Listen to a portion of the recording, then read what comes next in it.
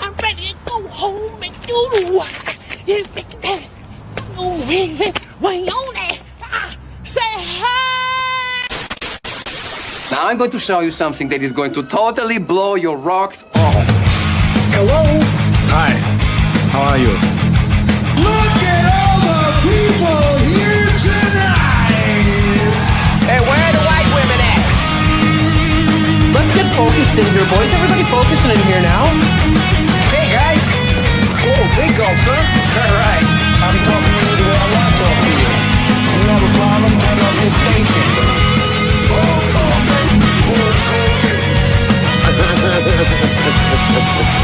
Yes. Big bucks. Big money. You're excited. Feel these nipples. No yelling on the bus.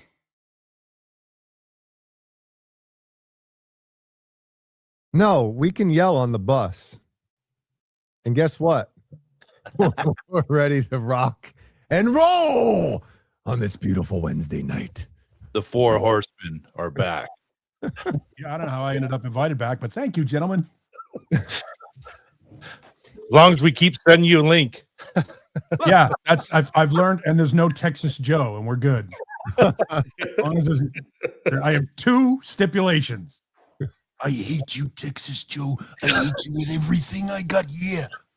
Grandstanding hot dogging. My man, he's just so evil.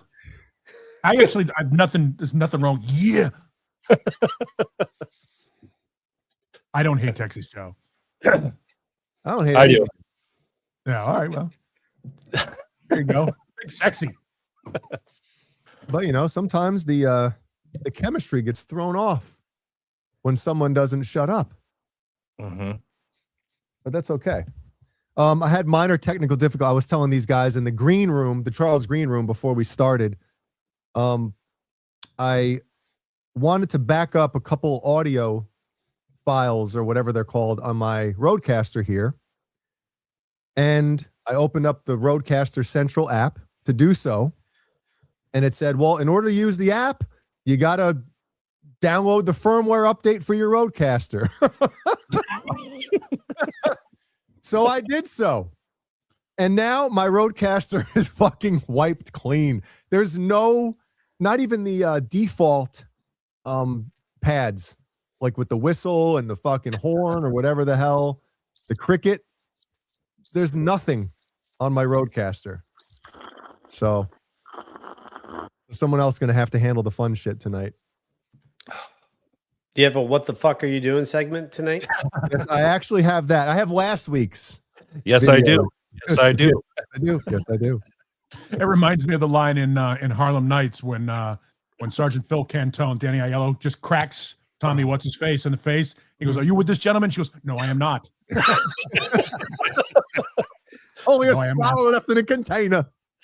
Shut the fuck up and swallow it. Oh man, Bitch, underrated, way underrated Eddie Murphy movie. what a lineup too in that movie. Oh, Yeah, my I mean, goodness. I think that was by design. He wanted to get every generation of famous black comedian in the same movie, and it worked out awesome for everybody.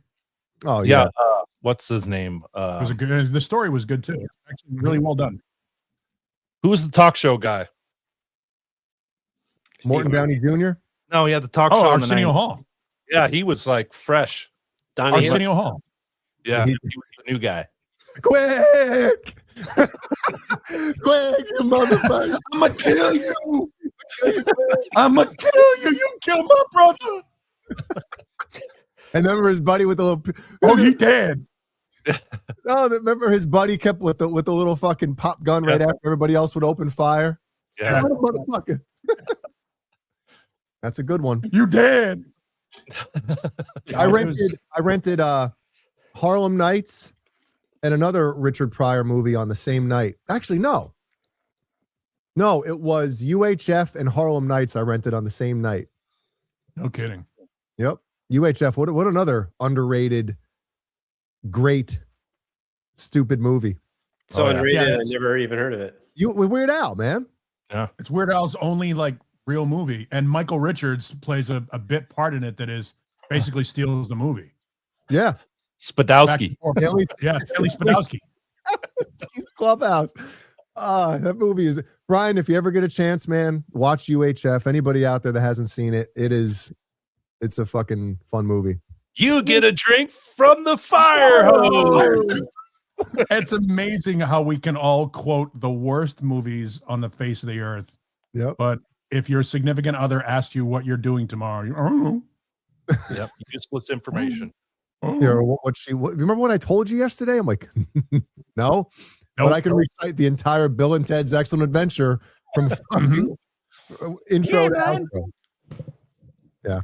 What movies can you do that with? Like you watch it, put it on it, and you're just saying all the lines before it comes out. Paul, what's that movie for you? Best one?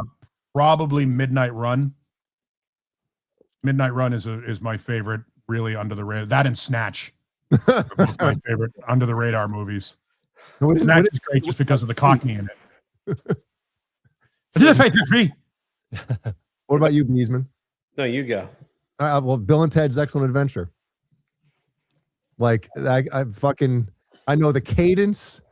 I know the space between like I've watched that movie more than I've jerked off probably in my life. Not really. That's fucking crazy. Yeah, that's impossible. Yeah. What about you, Kurt? Oh, it's probably a handful. I'd have to say Beverly Hills Cop 1, Top Gun, Back to the Future. Top Gun 1 or 2? The original one. Okay. What else? Did you ever hurt your teeth doing the Iceman thing? That's right. Yeah, everybody does that. You're right. I am dangerous. Shawshank. I could repeat every line in that movie. Dumb Dumber, of course. That's another one with so many great quotes. None of which were nominated for the Oscars this past weekend. Have you noticed that once again, nobody has seen any of the movies? Like we can all quote the dumbest movies ever done, but when something famous comes out and wins 19 million awards, like nothing we've quoted has won any sort of an award or is considered a classic, by the film industry. Everything, it's like, oh yeah, the movies we love are the movies we love. Yeah, that's true. And everybody else loves them too. Office Space, that's another good one. Oh, what a great movie. That's a good one. But what's that one movie though? You're just like, I know every fucking line. It's Bill and Ted. Yeah, all those I named, I could name every line. All of them? Yeah, I don't know. It depends on what's on at the time. I think if it's almost like a Rain Man thing. Like but there are certain movies though, and I can guarantee you the one that I use as an example is you guys will all be like, oh yeah, absolutely. Certain movies that when you're flipping through and you get to it, you're like, and you stop. Pulp Fiction. Oh, dude. Doesn't matter where it is. For sure. No matter where it is in the movie, you're flipping through, you're flipping. You're like, no, Pulp Fiction, remote is down. Well, the beauty of it is it's mixed up, right? Yeah. The plot is mixed up. So no matter where you land on it, when you come across it, you can just watch it from that point on. But great. And it all ties in together. Dazed and Confused, another great movie that doesn't get mentioned. Underrated, super underrated movie. Yeah. All right, I'll give you one that I think everybody can agree that if you're flipping and it's on, you're stopping. Tombstone. Oh yeah. Right? Yeah. Hands down. Now, here's the thing. You know what sucks about Tombstone? Well, not much. But the fact that Val Kilmer's Doc Holliday had to go up against the other Doc Holliday and Wyatt Earp. Yeah, Kevin because Costner. Who was Doc Holliday in that? No. See? Yeah, it's Dennis something or other. I forget. Dennis Savard. No, it's Dennis Quaid. Quaid, yeah. It's Dennis Quaid, and Dennis Quaid is so great. Especially the best line in the whole movie is when he's getting his head dunked into the horse trough, and they pick him up, and he goes, "Y'all could kiss my rebel dick." See, I don't. You didn't see Wyatt Earp? No, I've seen it, but I think just Tombstone is just those movies came out in the same year. Did they come out? They came out within months of each other, I think. Oh my God.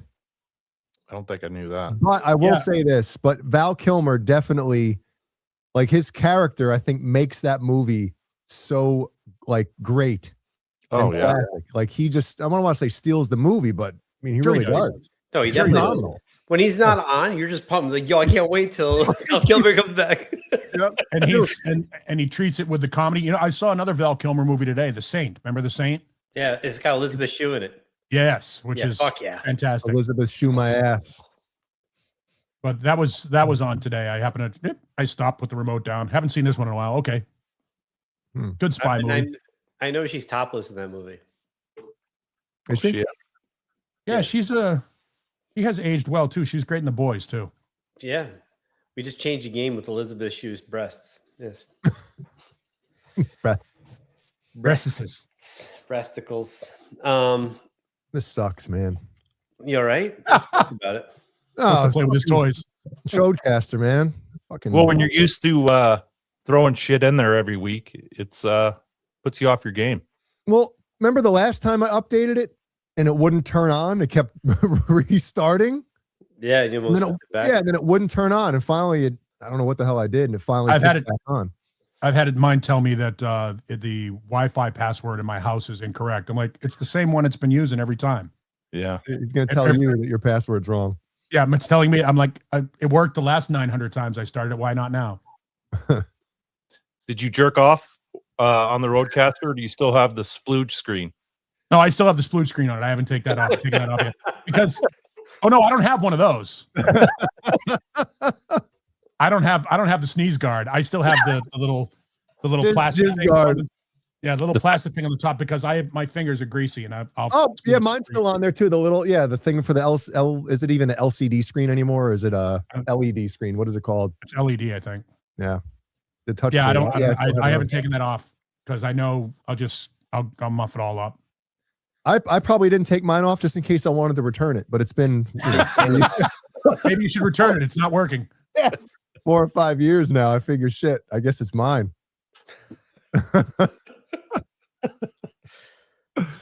Man. Well, it's been 7 days since we hung out. It's been a long 7 days. Well, Kurt had a getaway with the boys. Yeah, I did my annual this sounds weird, but a men's retreat. Men's retreat. Doesn't that sound like it's a bunch of guys getting together on the prairie doing gay shit? Isn't that like a church thing? Yeah, it's a church thing. Yeah. You guys go and like read the Bible to each other? No, it's actually a youth camp, and it's 600,000 acres. $600,000. Mow it. It's huge. So they have a swimming pool, a pond, 5 basketball courts, volleyball courts, rock climbing, go-karts, bikes, all kinds of shit. And you guys have it all to so yourself? It's not really a retreat whatsoever. You're not retreating from anything. You're going having a great time. You're not going into what do they call those rooms that like you just disappear for 3 days in the dark? What are those things called? The thing Aaron Rodgers a couple of years ago. Room. Yeah. Sex retreat. That's what Kurt did. But so not really a retreat because you get great shit. Yeah, but it's 3 days with no cell service, which is crazy. We're all bunked up, and I think there's 20 people to a room. There's about 150 men there. Men. Men. But no, it's a good reset, I guess. So wait, how many of these dudes do you actually know? I'd probably say 15 to 20. Okay, now when you get there, do you actually like mingle with the other groups? No, okay. I mainly hang out with the 3 guys I went with. But yeah, it's good. You guys have like competitions and stuff like that where like one cabin goes against another cabin and these who can. No, there's free time like on Saturday where they have competitions for volleyball, basketball. You know, with like there's like 5 hours where you can just do whatever. Me and 2 other guys, we went on a 5-mile hike. Hey, So- me and Billy are gonna go on a hike. You guys want to come? No, you guys stay here. Me and Billy are going. What do you mean, come? Hey guys, why aren't you? I'm sure your church is proud that you're glorifying this retreat right now. They're like, that sounds fantastic. Bring the Kurt, kids. why'd you leave your wait, shirt? Why'd you leave your shirts behind? What are you doing? You know, for the man. kids. Exactly. If you end anything with "for the kids," it's okay. That's right. We got into a co-ed nude leapfrog contest. You know, for the kids. Leapfrog. For the kids in Bangladesh. Yes. We're doing it for the kids. It's okay. Oh my goodness, man. How much does something like that cost, Kurt? Or is it your church picks it up? No, it's $200 a person. And it's like 3.5-4 hours away. In Oregon. So we drove down to Oregon on Friday afternoon and came back Sunday afternoon. But the $200 basically covers laundry and food. You know, they feed you breakfast, lunch, and dinner. What are you laughing at, Bees? I was going to say lingerie instead of laundry. Yeah, you get one lingerie outfit to choose from. I went fishnet this year with fishnet with brass buckles. A lot of leather collars being used. Yeah. How much boozing did you guys do? No boozing. No wine? Nothing. No sacrament? Really? You guys didn't No, bring sir. any gummies with you? No. Oh my God. That would be an affront to the Lord. Now, what if did anybody bring it or you're not allowed? What's that? Like if you wanted to bring some booze with you. I mean, you probably could, but you'd look like an idiot. Yeah, everyone else is there, you know. Brian. I'm laughing at Beesman. Everyone's there to get away, you know. Like if you can't have a weekend without a beer or wine or liquor, like you got to go to another getaway that's called fucking I don't know. rehab. Listen, if the four of us like met up somewhere and like the three of us, like it was just for 3 days, just to, and I'd want to drink. You know what I mean? You're drinking now. No, I'm just drinking water right now. I did take a gummy though a little while ago. Yeah, that's. I mean, how many times have we done this show with drinks in front of us? I mean, it's I mean, the idea that you go for 4 days and you just your adventure with your buddies sounds great. Beesman's losing it over there. I know. I want to know what's going on in his what movie is playing in his head right now. He can't stop. Kurt at Camp Crystal Lake. Nambla. You all right, Boner? You good? He's all right. Did somebody else take a gummy? Get it together, guys. We're doing this for the kids, remember? For the kids. Yeah. I'd like to dedicate the entire show to the kids. Hey, when did we talk about has it been a couple weeks since we talked about desserts? 3 weeks ago when Beesman treat streamed us all. Oh, okay, that's right. All right, well, so Paul, catch up real quick. A couple weeks ago, we were talking about the Shamrock Shakes from McDonald's and stuff like that, and then Dairy Queen came up. So I was a virgin to the Shamrock Shake. Never had one. Beesman I've never had one. Enough. What time is it there, Brian? He was what is it called? DoorDash. He DoorDashed Kurt and me both McDonald's. Oh, awesome. Shamrock Shakes and like burgers and stuff, fries. And my son, and got my wife a Shamrock Shake as well. And then Kurt made the mistake of saying that he never had a Blizzard or something. So the Beesman DoorDashed him a Blizzard. Yeah. So today, yeah. You got the biggie size. Oh, I got the large size. So is that the first time you've had a Blizzard? No. This is no. It has been a while though. So my favorite Blizzard from the past was the brownie batter Blizzard, not the baby batter Blizzard. Yeah, the brownie. What about batter the Butterfinger one? Fucking ruled. The Butterfinger one's good too. But anyway, this is what is it? They have those. There's two brownie ones they have now. The royal one where it has like brownie chunks and like fudge and shit like down the middle of the Blizzard. That's from the UK. They call it the Royal Brownie. Royale. So I got the large size of that, but I also added Reese's peanut butter cup to it. Oh, Oh yeah, yeah. my Thinking And outside it the looks box. like it looks like they did it the right way with the stirring spoon that they just put on the machine and spin around Mhm. inside your Blizzard, and then they just take it off the machine and hand it to you. Oh, you know what they do when they hand it to you now too? They walk out No. with it and they hold it upside down. Yeah, that's the thing. Yeah. It's shit. So let me To show give you you how thick it is. yeah. Yeah. Yep. Let me give you before and after. Yeah. Did you lick the Oh, goddamn diabetes. inside of that thing? I might as well have licked it, dude. I hammered this goddamn thing. Hammered it. Hammer time. Pre or post gummy. No, this was way post or pre. Sorry. Ejaculate. I could only imagine if I had one of these when I was after a gummy. Killian, he had Oh, a yeah. what? Grilled cheese? No, you want to? He had Texas toast? What was that? Texas Joe? Texas Joe. For the kids. I saw Ellie had the chicken strips. Oh yeah, I'll pull that one up real quick. Hold on, since you're mentioning What it. did Jeannie? Jeannie had some sort of dipped cone.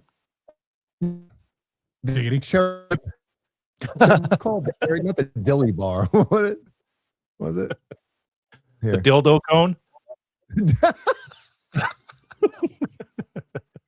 Yep. So it was sunny out, but yeah, there's mine. Only a few spoonfuls in.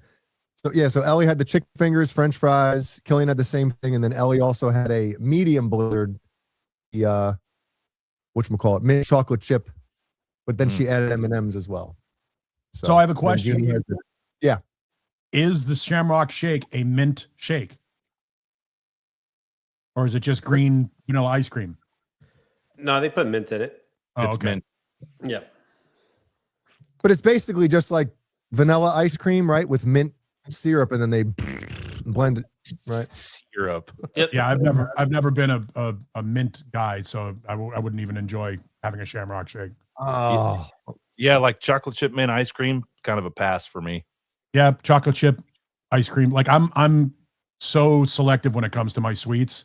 Yeah. So that's why stuff like Cold Stone Creamery and stuff like that. There's like 3 things that I'll get, and that's about it. what's your go-to at Cold Stone? At Stone Cold. Yeah. Probably, M&Ms or Oreo. But I coffee ice cream, if I can get coffee ice cream, I'll do that. Yeah. Coffee ice cream with Oreo in it is shit. Yeah, if I wanted mint, I'd take a dip of Kodiak or rinse my mouth out with Scope. I don't need it in my ice cream. Wait, Grab so your- you grab didn't your- like the Shamrock Shake? No, I mean, it was all right, but You didn't like the Shamrock Shake? I'd go for chocolate shake 365 over the Shamrock. Yeah, a chocolate shake would be great. Except for McDonald's chocolate shakes it's just plastic. just melted. Melted plastic. That's Where all it it's at. is. Wendy's Frosty chocolate is the shit. Oh yeah, the chocolate frosties are delicious. Yeah. The vanilla ones are not. What's They're funny is the- I actually have a Baskin Robbins like a couple miles from my house, and I'm like, where does a Baskin Robbins still exist? In Dunkin' Donuts, everything- that's where they are, right? Are they all owned by the same people? I believe so. But it's Yeah, weird. You they're- go into Baskin Robbins and like the ice cream looks like it's just been uncapped for like sad. days on end, and it's all like freezer dried or whatever it's called. It's just Freezer sad burn? ice cream Yeah. Yeah. because everybody's doing froyo and gelato and all this other crap, and there's little old ice cream in the corner. Please, Father. Rock hard. Yeah, but you know what happened as soon as we got home from DQ, right? You were sharting. Yeah. Oh yeah. Someone's lactose intolerant. I'm just food intolerant. Jay's Lactose allergic to intolerant. hair. It's Jay's a sign of allergic to getting old right there when you can't drink milk anymore. Oh shit. So I had to respond to something here. Who are you responding to right now? Jeannie. She's He's in telling me trouble. that our dog has to go out again, even though I just walked them. Sounds like Killian's job. All right, send them out. Send Out into the them out. wilderness.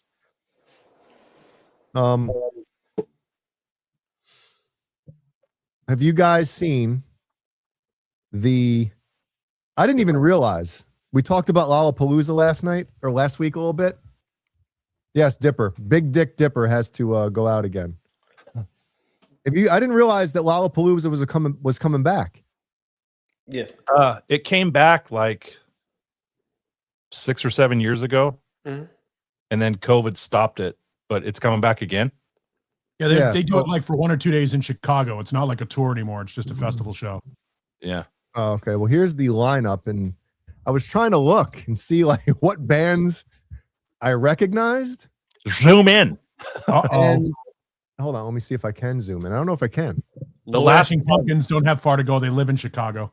Yeah. The last one they had in Chicago, a bunch of kids jumped the fence and they were over capacity. Is that readable now? Yeah. Yep. Holy shit.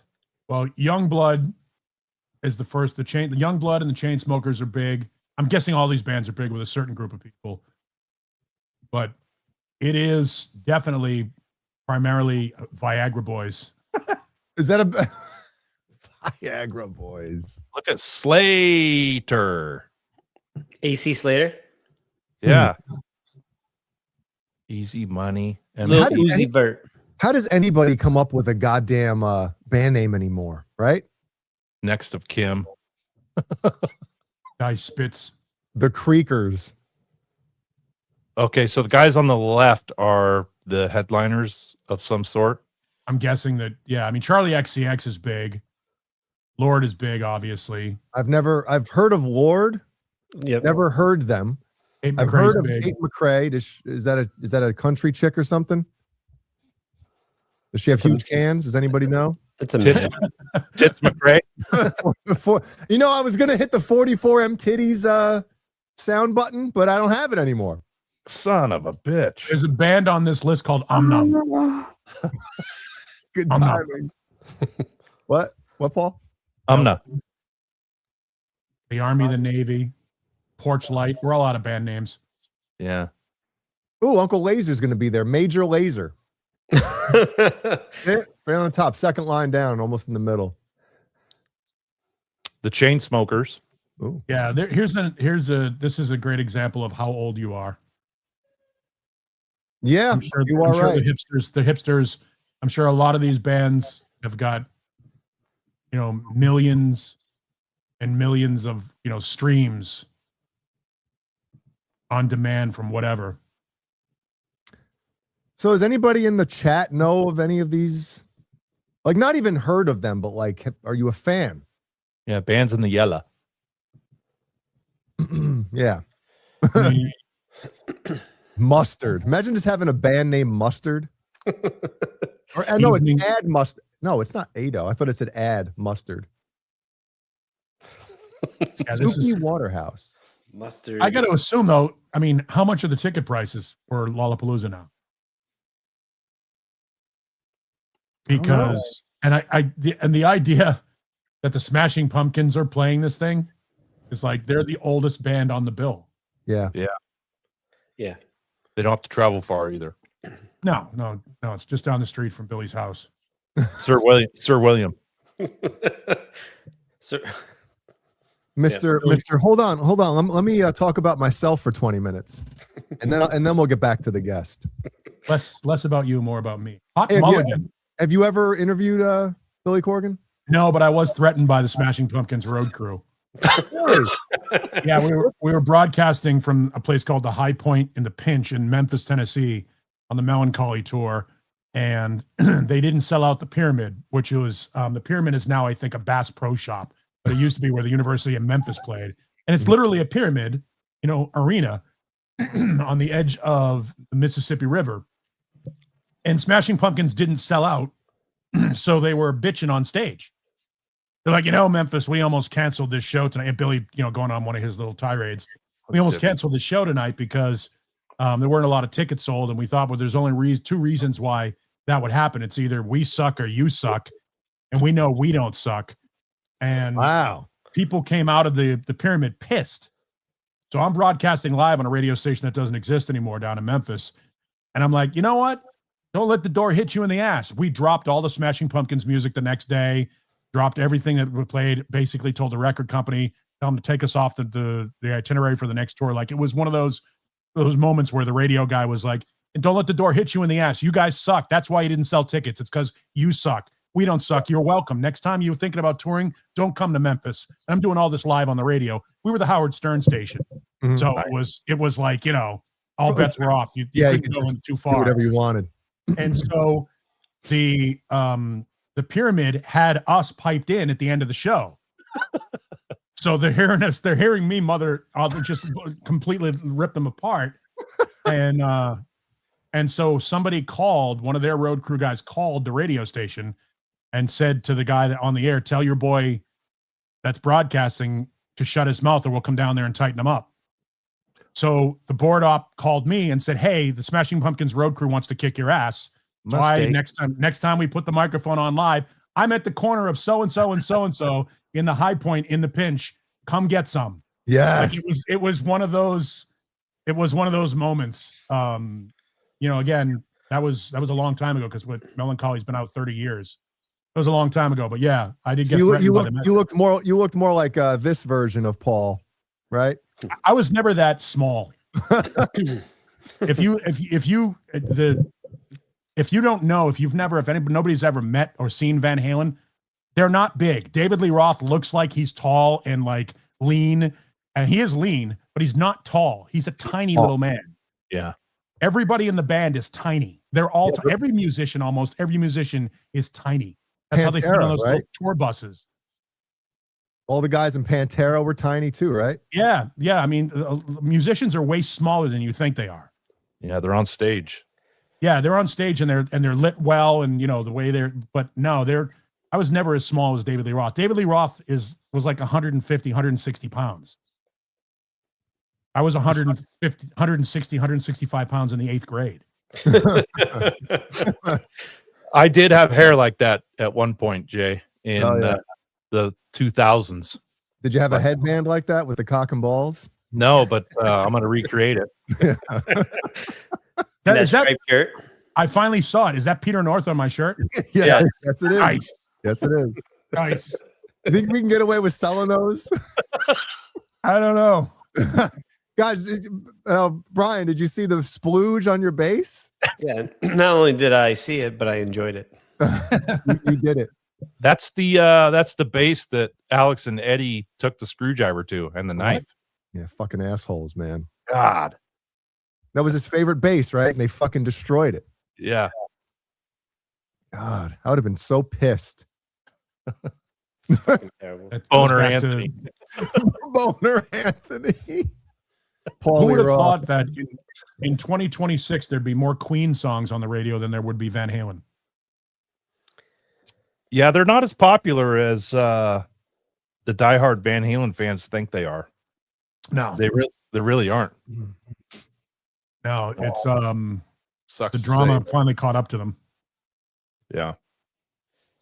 Well, I always said that Eddie Van Halen, I mean, basically, in my opinion, like killed Van Halen. Yeah. Once Sammy was out, I mean, that band just had nothing left. They are arguably the second greatest lead singer change in the history of lead singer changes. Yeah. AC/DC would be one. AC/DC or Journey. Yeah. Would be number one. Hold on a second. Would Journey really be considered? Because, I mean, has anybody heard of Journey before Steve Perry was in the band? Yeah. Greg Rowley sang a lot of some of their early stuff. But I don't remember hearing it. That's my point. My point is there are like Feeling That Way is a duet. That was sort of like the changing of the guard. But yeah, Journey had some songs before Steve Perry, but they got bigger with Steve Perry. That's why I use them as an example of being one of the great lead singer changes of all time. Maybe Genesis too. Yeah. Genesis is another one of those bands that had the great lead singer change. I thought you were kind of meaning a band that was pretty fucking big already that made a singer change that ended up being either as big or bigger or almost as big, because you go from David Lee Roth, they were fucking huge. They got Sammy, Yeah, they didn't sell as many records as 84, but they were still fucking, one of the biggest bands on the planet. And then AC/DC. Yeah, AC/DC for sure. Yeah. So, I mean, those two, I think, are number one and number two, just because they were popular already.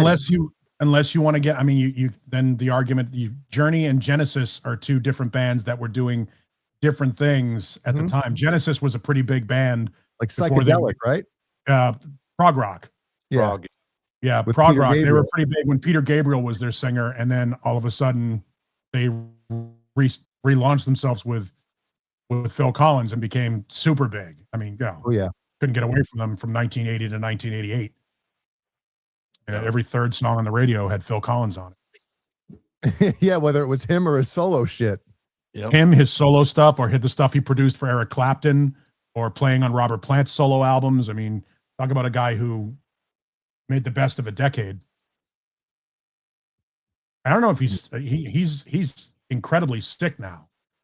Oh, he is. Yeah. Like can't get out of a chair. Like he's really sick. Phil Collins is. Well, did you see that clip of him? I think was he on Drumeo? Maybe? Or was it a different? I can't remember now. It was only a couple weeks ago that I saw this and I can't even remember. But somebody was sitting at his kit or on his kit and they asked him about the Phil from fucking In the Air Tonight. And they were asking about the last hit or something of the Phil. Like, does he hit a kick drum there or whatever? And Phil Collins basically told him how it went. No kick drum. And then he sat behind the drum kit and like hit a couple drums. And he looked like decrepit. And he was like, all right, enough. And he was like, he didn't even want to sit behind the drums. Probably because I can understand there's got to be something when you are unable to do something that you love to do so much. It probably pained him and tortured him to sit behind a kit that he couldn't play.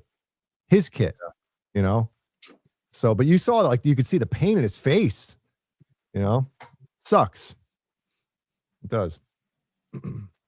Yeah, I can't imagine what it would be like to not be able to do what it is that you do. Like, I guess it's like an athlete too, like athletes that realize that they can no longer play the game. It's got to be murderous to them to watch. Like you look at a guy like Gretzky watching these guys play hockey today, and he's like, I could skate circles around X player, whoever that player was. Like there's something when you watch Connor McDavid skate, you're just like, he's a man among boys. Yeah. So much faster, so much more agile. Or when you used to watch Jerry Rice run, you're just like, well, he's not the fastest guy in the world, but nobody's going to catch him. Yep. It's almost like, when you put your YouTube or a podcast on like 1.1 or 1.2 speed, it's almost like when McDavid gets the puck, it's almost like somebody put him in like faster motion than everybody else. Yeah, it's ridiculous. It's otherworldly. It's unfortunate though, because that's all he can do is skate. He's not the greatest scorer. He's not the greatest stick handler. He's not like, but when he goes end to end, that end to end rush is beautiful to watch. If only he could pay it off every time he does that. Or if only he could win a big fucking game. Yeah, well, that's the whole point. The guys like, the greats come up when the time, when the money's on the table. And he hasn't been able to do that. There aren't a lot of guys, we've seen the greatest of all time in every sport already. Yep. We've seen the greatest of all time. I don't give a shit who you try to compare to Jordan. Jordan is the greatest. He is otherworldly. He changed the game. There was the game before Jordan and then the game after Jordan. And when you become the barometer against which everything is measured, you are the greatest. I mean, there's an argument that Will Chamberlain could probably be in that discussion, but the game was different when Will Chamberlain played. Yeah, he's playing a bunch of white guys that were like probably average, like 6 feet tall. Yeah, Michael Jordan just was otherworldly. He was must see. Mm-hmm. Anytime he touched the ball, people would pay attention. Oh, Jordan's got it. You know what I mean? Certain guys have that. Yeah, like if you were at a party, or not even a party, if you had people over, and the Bulls were on, the second you hear and Jordan with the ball, like everybody would stop and just watch because you had to see what he was going to do. Yeah. Just like Tom Brady with a minute left, and they're down by 6. Yeah. You know, Yeah, there are certain guys that have the it, whatever the it is, and as great a skater as Connor McDavid is, he doesn't have the it yet. It's always some lunch pail guy, some third line, fourth line lunch pail guy. I love the lunch pail guy. Yeah, the lunch pail guy, the guy that goes in there and grinds every shift, and then comes out of nowhere. You know, the Jack Hughes of the world who gets his teeth busted and finishes the game, and I still don't think he's had him fixed yet. No, he hasn't. He'll probably wait till the off season. He's going to go through the rest of the season with his mouth looking like that. Yeah. Well, So I get him fixed, but they're just going to get knocked out again. Yeah, Good that was question the from baseball player. Can't drive 55. Yeah, who's the greatest baseball player of all time? And the argument can be made that it's Mickey Mantle. Yeah. Well, you You could. know, that was before our time, though. Baseball is difficult because some guys were like Ted Williams. You could argue is the greatest hitter, natural hitter of all time. Yeah, but then you start thinking about guys like Rod Carew, Pete Rose, Pete Rose, Yeah, natural hitter. Tony Gwynn, Rod Carew. Sammy Sosa. batting low, he got like 226 with fucking 40 home runs. Yeah. I mean, we've seen the greatest. There's, you know. Well, I don't know. I guess you could put Ohtani up there now, just because he's a fucking great pitcher and a great hitter. You know, He's got 1 ring. I mean, I think he's early. Yeah, I think there's an argument to be made if he can sustain this. Yeah, that it would be. That it, you know, that's one of the things that everybody wanted to do with Patrick Mahomes. They wanted to anoint him the next greatest thing, and then you realize, you know, you got to sustain that. That's going to happen. Nobody has a career like Tom Brady where you're good for 20 years. Oh, dude, I mean, that's what did Brady phenomenal. have? 1 or 2 losing seasons in Brady's career? Yeah. Yeah. I mean, that's ridiculous. Have you seen the guys on you Instagram that imitate Patrick Mahomes? I don't know if They, I like have. walk around, throw the ball, and he's And they're like, I like all the Kyler Murray memes that are out. Oh yeah, the little guy, or with Yeah, the Kyler with the Murray ones are brutal. yeah. Just his head, Yeah. his eyes sticking over the counter. Yeah, in a like a baby stroller.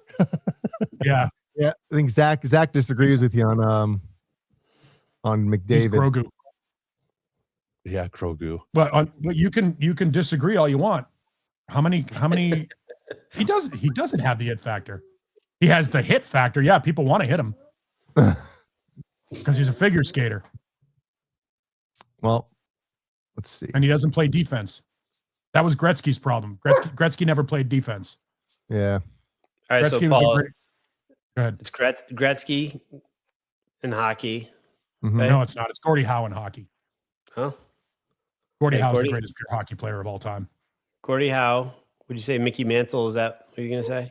I would say Mickey Mantle, but I think there's going to be an argument to be made that if Ohtani continued to pitch and hit the way he does, we haven't seen a player like that. See, back when those guys played, when Mickey Mantle played, when Gordie Howe played, you played the whole game. You pitched the whole game. You pitched 9 innings. You didn't pitch 4 innings and then you got a middle reliever and then a setup guy and then a closer. Mm-hmm. You know, if you can get a guy that plays like Ohtani and can finish games, you know, put in the innings and put the runs across the plate, I think there's an argument that he's certainly the greatest of our generation. yeah. We've never seen anything like that before. It is pretty insane. Oh, Ken Griffey Jr. had one of the greatest swings of all time. Yep.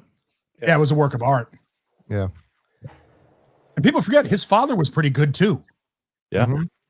You know, if it weren't for Ken Griffey Jr., Ken Griffey Sr. would be getting a whole lot more run than he does.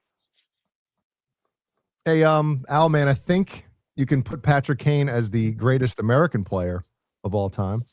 You think so? Mike Greatest Bossy. American? Well, I think what is it between Mike him Bossy and is the greatest. Madonna and who else?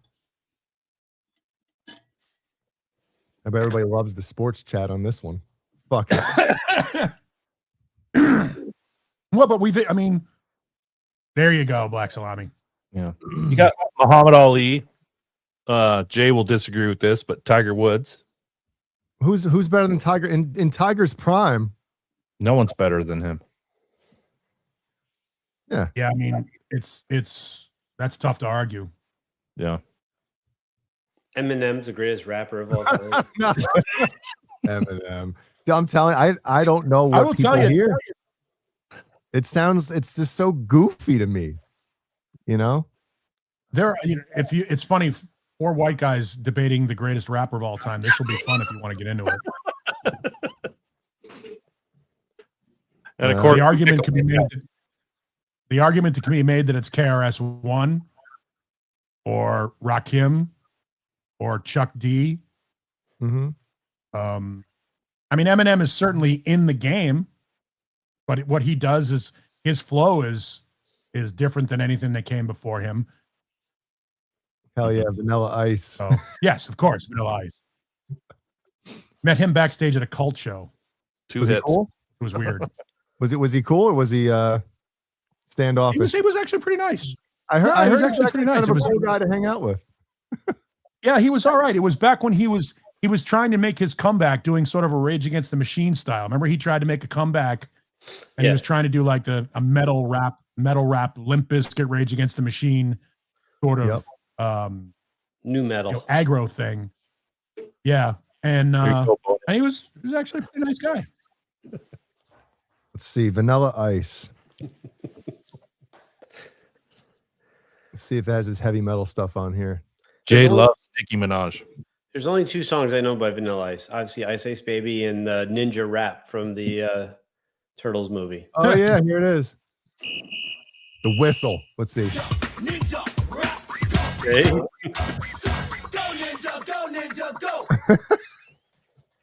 And there goes. Now you're flagged. Who gives a fuck? We don't monetize these shits anyway. Let's see, is it Platinum Underground? Let's see what this one is. Anything less than the best is a felony. No, that's not the heavy metal one. Oh well. No. Remix. Yeah. Well, I wonder what was that album? He has a friggin' Christmas album. Shut up. Oh, Too boy. Cold for Christmas. Oh boy. Let's see. Oh, it's Ice Ice Baby, Too Cold for Christmas mix. Ho, Merry Christmas. That's a Vanilla lot. Ice is too cold. Whose idea was this? His manager. Who? I mean, how could anybody go along with that? Well, I mean, it's funny. I was watching Straight Outta Compton the So other day. good. That was on. Yeah, that was on. And when they have that conversation with Priority Records, and they're like, "Yeah, we represent the California Raisins." Those guys went gold. Like, remember, Really? there was a time when people bought the California Raisins album. They have a gold record. I They were love everywhere. California Raisins. Yeah. So I had there's something. Do you guys remember You had it? Shrinky Dinks? Kawinky Dinks? Shrinky Dinks. Oh, yes. I had the California Raisins Shrinky Dinks. And I remember coloring them in, putting them in the fucking oven, watching them shrivel up and then get really, really vivid, you know, with the colors. Gosh, it's fucking funny, man. Hilarious. Yep. I'm still trying to find this heavy metal version, but I can't. Fuck it. Oh well. Hey, we got 73,000 watching. I want to thank everybody for hanging out with us. A lot. Rapes has a question for Paul. What have you been listening to lately? Oh, I've got a huge choice. In fact, I can probably bring up any one of the songs in my library. I have it actually connected to the computer right now. So what do you guys want to hear? We're not going to monetize it. Yeah. What have you been listening to? Actually, old school, a lot of old school hip hop. Uh-oh. And alternative stuff like ABC and Psychedelic Furs. And I like the English beat or the beat, ska, you know, stuff like that. Just as something to enjoy, to get away from the stuff that I've played on the radio for the past couple of years. Stuff to just, you name it. But yeah, anything that's on these racks right now, I actually have connected to the computer right now. You have all of that shit burned in? Yeah, I have everything Wow. on a hard drive. How long did that take? Long time. every time I get an album, I immediately rip it and then file it. Oh, okay. So it's not like you have to like do 7 shelves. Well, I got my day, No, I got my week planned out. 5, 6, 7 bookcases full of CDs. That's hilarious. You got a guy that spent 30 years in the radio industry. I don't know if that number's accurate, but it sounds good. He's off of work for a couple weeks and he listens to music at home. It's just in your DNA. You can't get away from it. Yeah, right? no, I love it. It's funny because I've had some serious conversations with some friends about, if I, look, the clock is ticking. I can afford my house unemployed for a predetermined period of time. Everybody has an emergency fund, but if that emergency fund runs out and I have to dig into a 401k, or if I run out of money, I got to move. Mm-hmm. I got to sell my house and move. So the question has been, how am I going to move all of my stuff? And where am I going to put it if I have to get an apartment or something like that? And I have a friend of mine who's like, just keep it in my house. Just put it in my basement. Nice. Put all the boxes, put them in my basement. Does he know how many CDs you have? Yeah. He's expecting you to bring over like 1 box. Here you go. No, you haul back it in. That's the most important stuff in my life is my music. So, Paul, when you moved from Phoenix to Sacramento, how'd you transport all those CDs? Did you put them in boxes? Yeah, they get boxed up. I've considered just doing the shrink wrap around the bookcases. Oh yeah. But these bookcases they're good bookcases, but they're not that strong. I mean, you talk about 1, 2, 3, 4, 5, 6, 7, 8 shelves full. Fucking heavy. CDs. Yeah. That's heavy. Yeah. And so those CDs rocking back and forth are going to split. They're going to break. Start wearing on the plastic. Yeah, or on the screws. The screws are going to pump out of the pressed wood. So they get boxed up. Here we go. Alphabetical order. Yeah. Wayno. Yeah, Wayno was when it's actually in October of this year, it would be 40 years.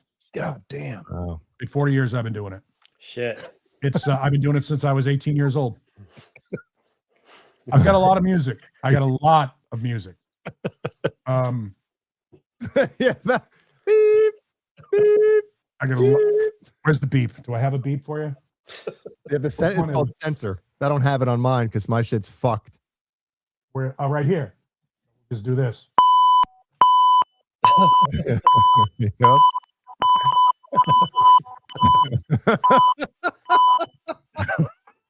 Yeah. All 3 trucks. Yeah, no, I've got a lot of music.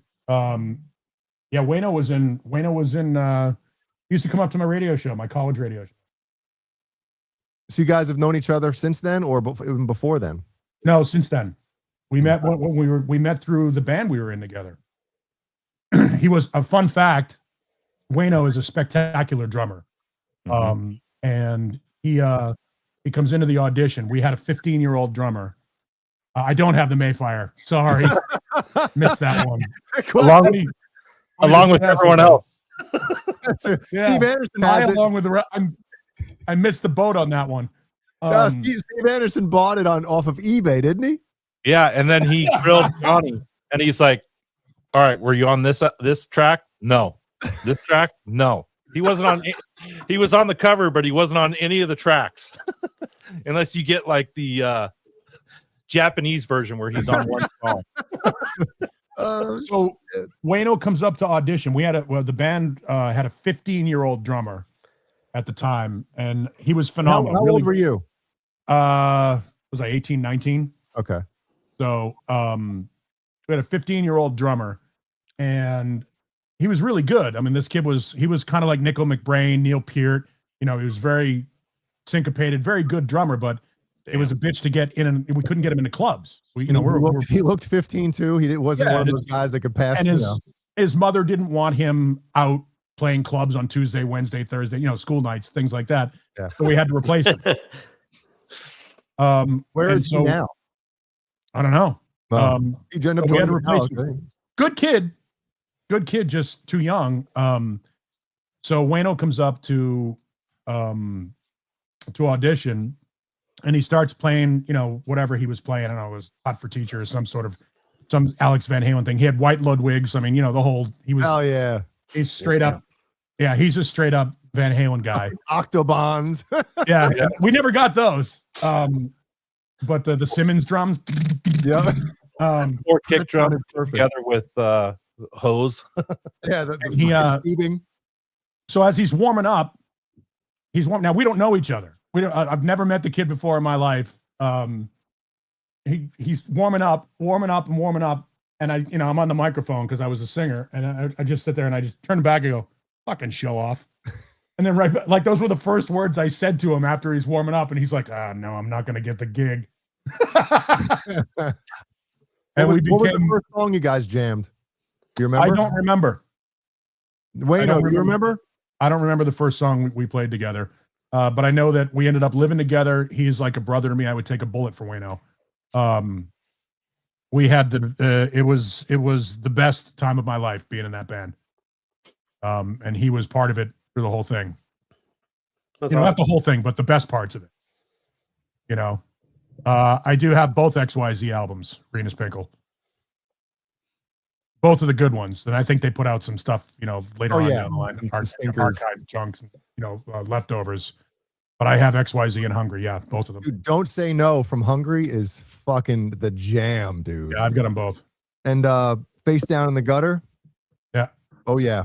Those two right there are like fucking phenomenal. Not to be confused with Face Down in the Wishing Well by Cry Wolf, which I also have. Oh, Beesman quit. He's out? I don't know. I see him. He's taking his headphones off. He's fucking firing. He's taking his guitars off the back wall and throwing them. Uh-oh. Yeah, Wayno shows up every once in a while. He's been a big supporter since we started this. Yeah, he's a stellar drummer. He's a fireman now. He saves people's lives for real life. Oh yeah. Him and Andy Carson. Yep. Nice. So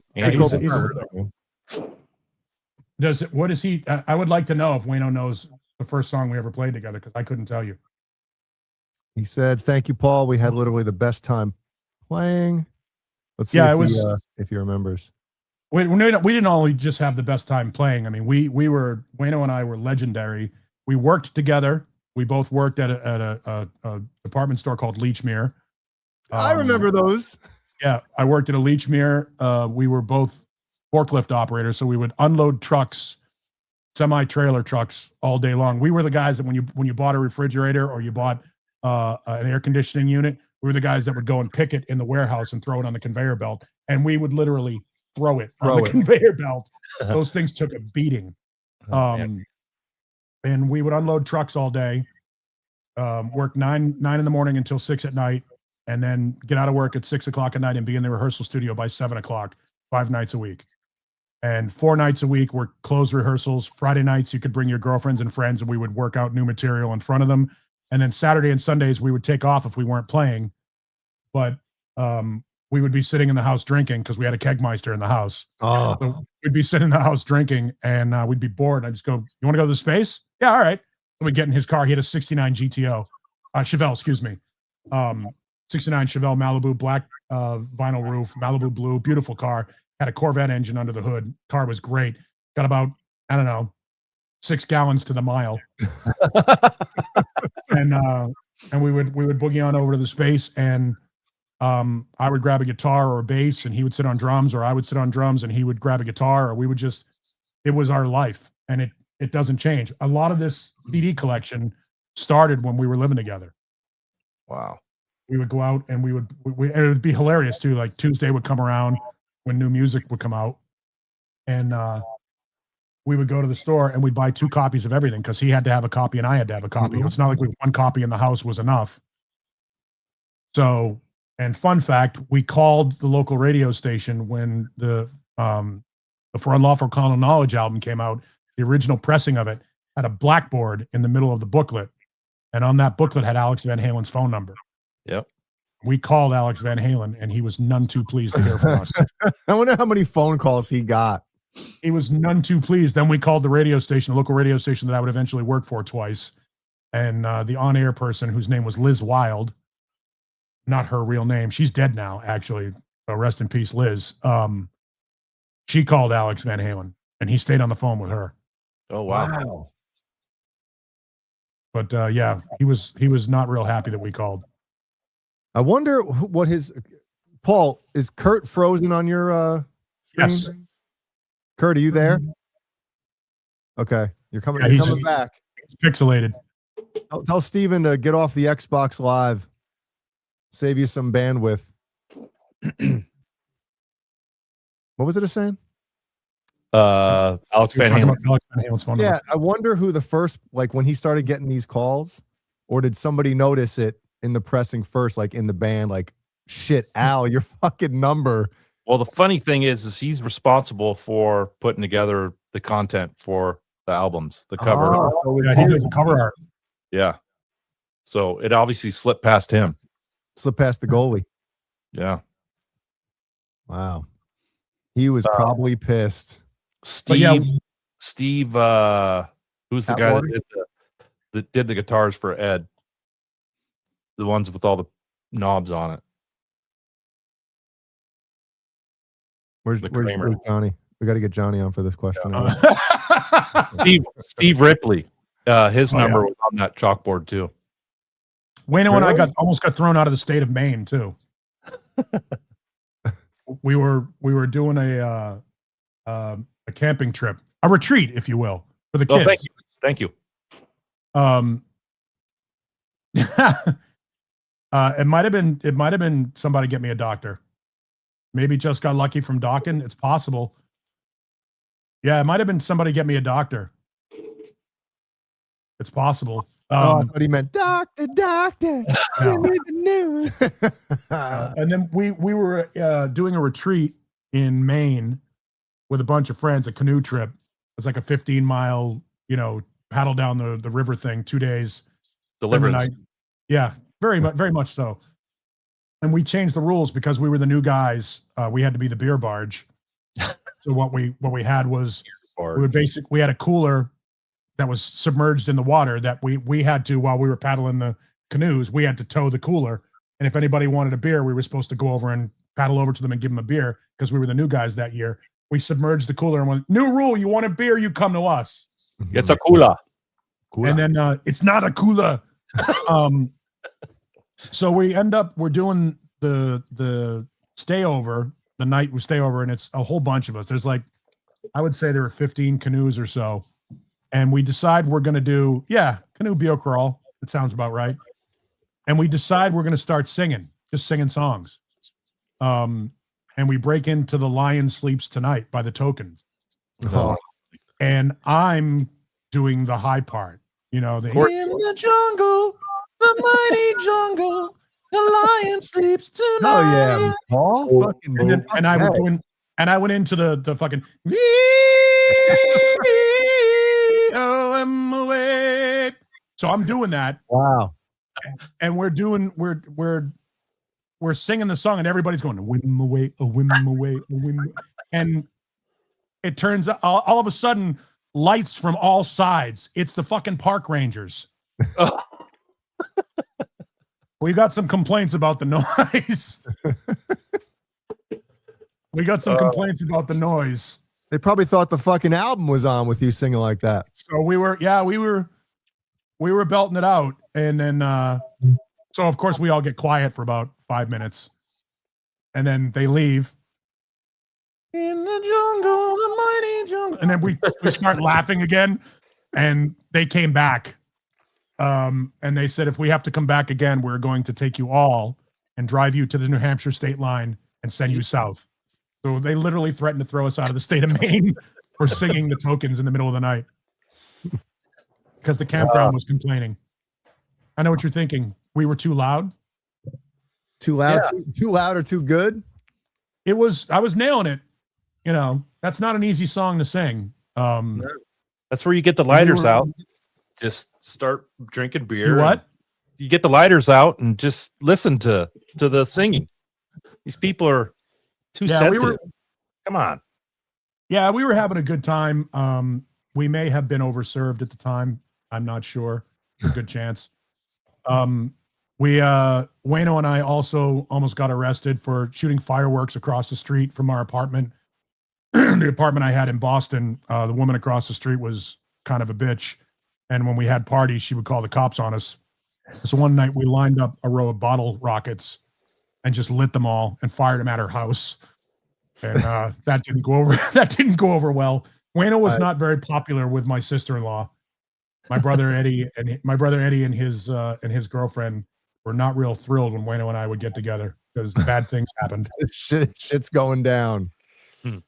One of our old bosses once said, "They're not the most productive guys I've ever had on staff, but I've never seen anybody better for morale." Yeah, there you go. You need some fun positivity, right, Beesman? Absolutely. Yep. You all right now? You back? Mm-hmm. You have to get a sippy poo. I had to have a discussion with Brody real quick. Uh-oh. Is everything all right? Oh, yeah. Okay. Everything's good. You give him the belt for the kids? Yes. Isn't it crazy? Isn't it crazy? You can't do that anymore. I used to get the belt. Did you? Yep. Yeah, I got the slipper. My mom beat me with a slipper.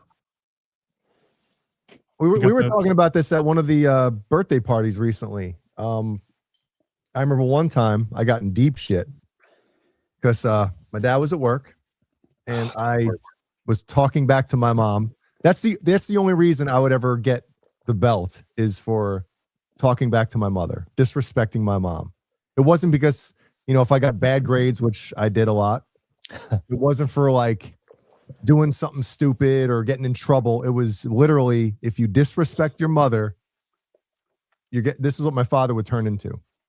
And he's coming for me. So anyway, this one time, my mom grabbed my wiffle ball bat and tried to like slap the back of my legs or my butt or something, because I was being an asshole, little asshole. And I grabbed the bat and I grabbed the bat. And I can't remember if I like took it from her. You blocked it. Yeah, I blocked it. And I remember my father. That makes it worse. Dude, my dad got home.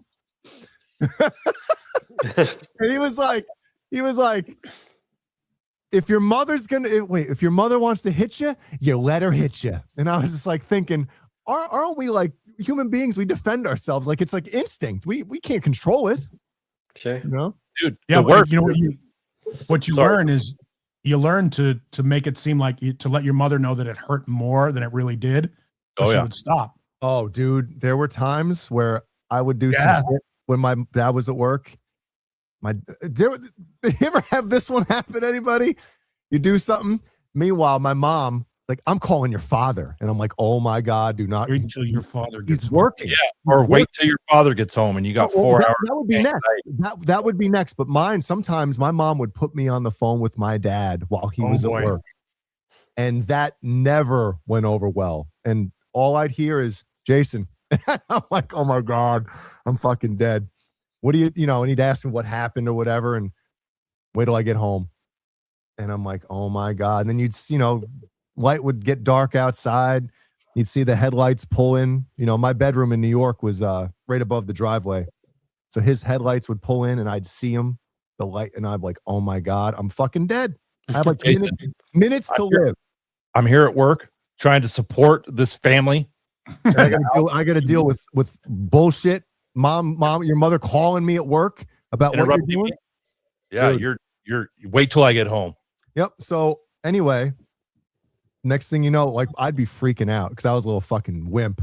I'd be freaking out. No, crying and shit. And then I'd hear my mom in their bedroom like, Tom, he's learned his lesson. You hear how scared? She'd be trying to like save me after she threw me to the wolves. I'm like, wait a minute. Kath, if we don't do something, he's gonna keep doing it. You know, I hear all that shit happening. You know. Wow. So the point is, give him the belt. Yeah. And I'd hear him. He would take it off. I'd hear it get unlooped, and then I'd hear him snap it like All that. right. I'm like, oh my god. So this reminds me. Did you you guys remember we were talking about hip hop earlier? This is not quite hip hop. It's more like R&B. Terrible 80s R&B. You guys remember Orange Juice Jones? That song "Walking in the Rain." I don't know. I saw you with him walking in the rain. Oh yeah. All right. So there's the video of that. There's a point where he tells her to sit down, shut your mouth, because you stone cold busted. And it looks like he's about to take the belt off and give her the belt in the video. And I'm like, can you imagine making that video now? Oh yeah. This was like, I don't know. It's like 1980. I don't know. It had to be like 1984, 85. It sounded like every other piece of shit, hip hop, R&B song of the time. But can you imagine like the idea? And like he throws her out, takes like all her makeup and her clothes and throws her out. I'm gonna give you some advice because you're young, you're still young, Mhm.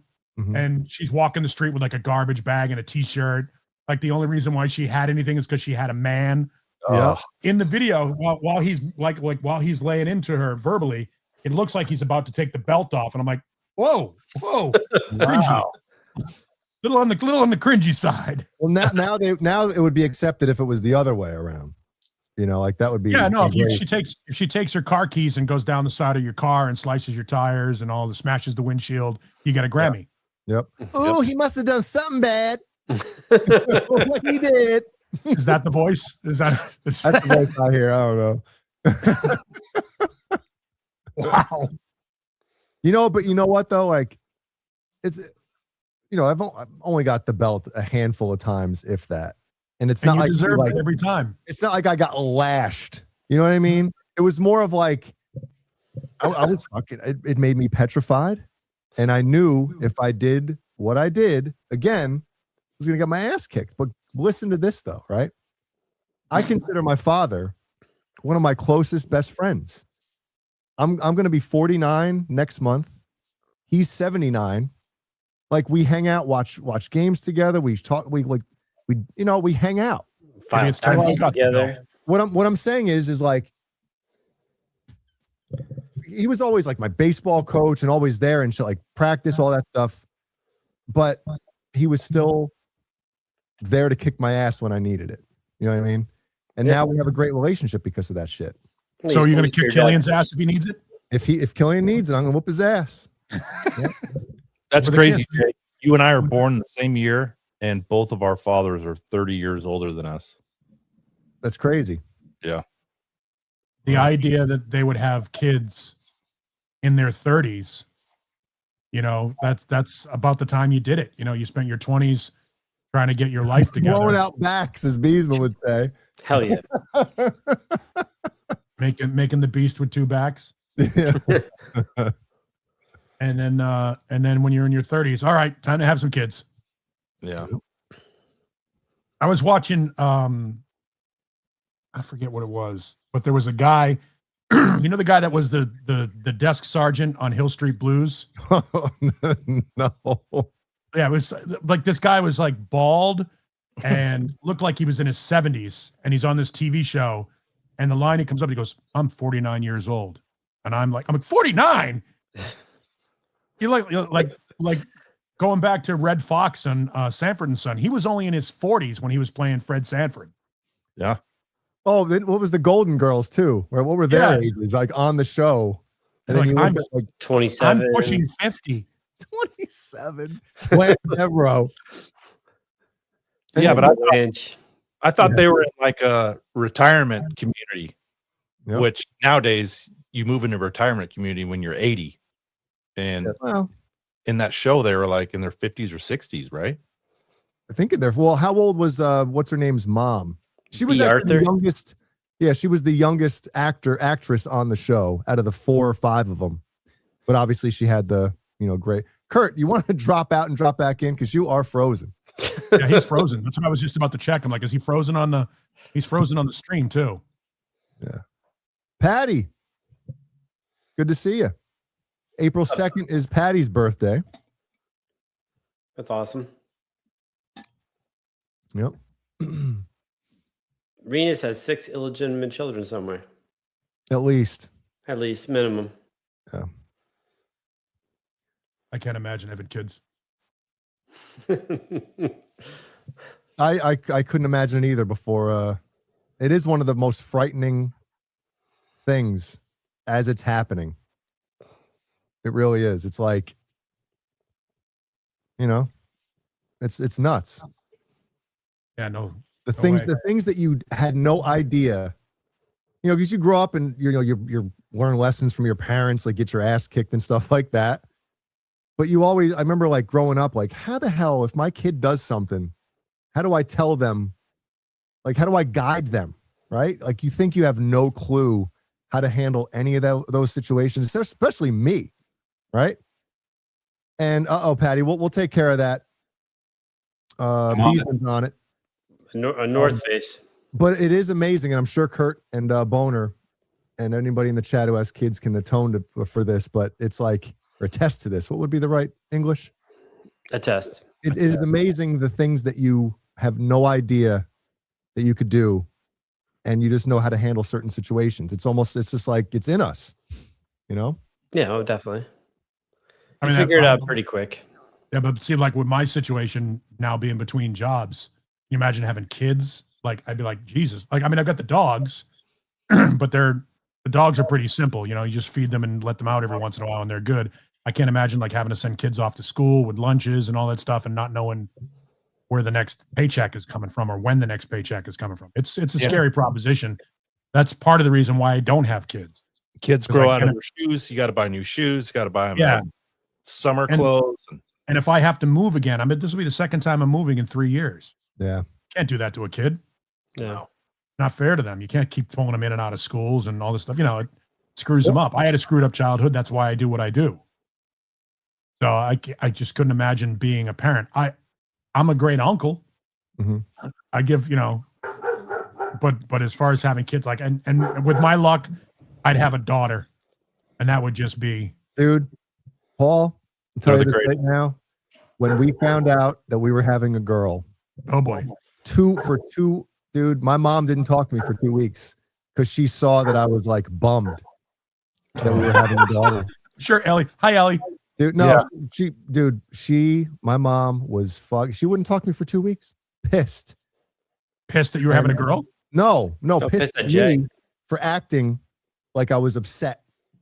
Because listen, if you are terrifying. Yeah, it is. Well, it is. But what I'm saying is, and Brian can again, same thing. Like as a man growing up playing sports, playing music, like all those things, you want to have a son. Just so you can like, hey, this is how you throw a fucking football. This is tackle this. You throw him, you beat the shit, you like whoop his ass and stuff. Just, like that connection. I'm a guy, you're a boy. Like you teach him how to be a man type of thing. Yeah, you can put him in the sharpshooter. Yeah.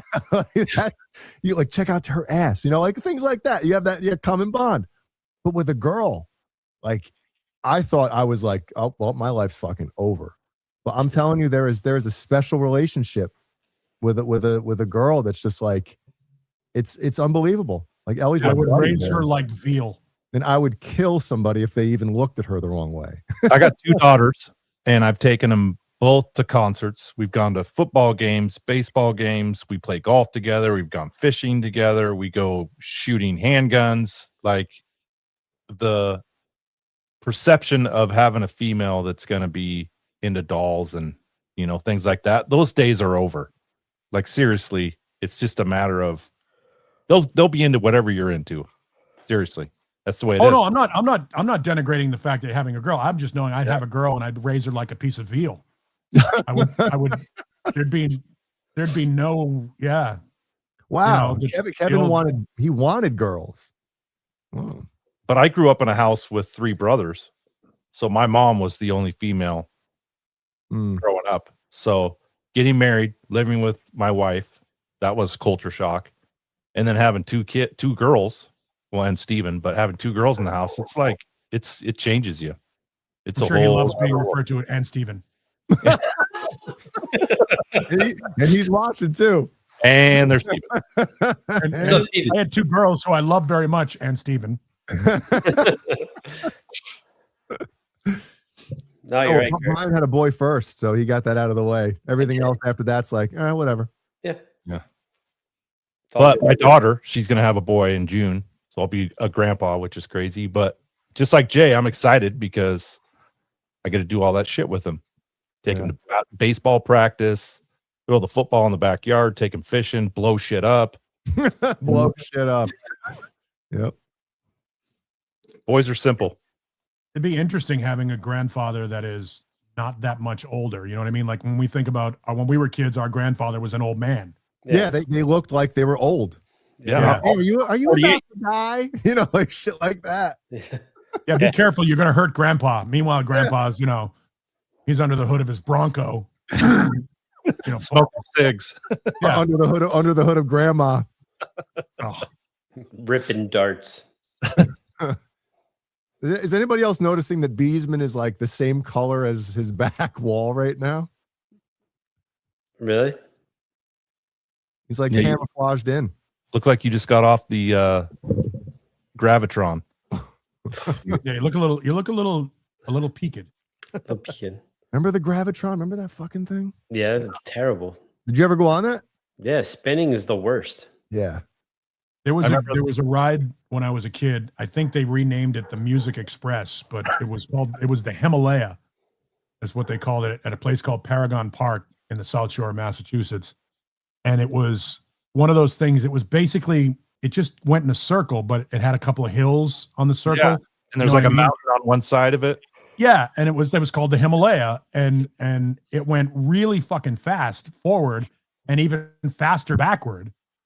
And then in the middle of the ride, they took a hood and they put a hood over the top of you, so you were going backward at like 100 miles an hour with a hood over the back, and it blasted the loudest music. I remember the song that it used to play the most that I would hear was either "Get Down Tonight" from Casey and the Sunshine Band or "Frankenstein" from Edgar Winter. Hell yeah. Like those were the two songs that you always heard on the Himalaya. Is that it? Paul? Yeah. That's it, huh? I typed in Paragon Park Himalaya. Oh shit! Like it would There you be go. at the Newburgh Mall during when they had those the fairs. Remember that, Jay? Yes, I remember those fairs, and those rides were the way they were like put together. Or taped together. Oh my god, dude! Like I'm not going on that fucking thing. Yeah. But that was cool back then because each ride station had their own music. Yeah. And, And like, look at the sound system in the back there. There's like two huge stacks yeah. on each side. And it was always That thing Guns used N' to crank. Roses, Guns N' Roses, AC/DC, Yeah. Yeah, I think it got renamed the Music Express, but when I was a kid, it was the Himalaya. Paragon Park was a cool park. Had a wooden roller coaster on the coast of the Atlantic Ocean. Wow. So that's a smart idea because wood doesn't at all rot in salt air. Yeah, or metal hooked into wood. Yeah, it was an old wooden roller coaster, scary as hell. Paul, was this hold on, let's see if this is the one you're talking about.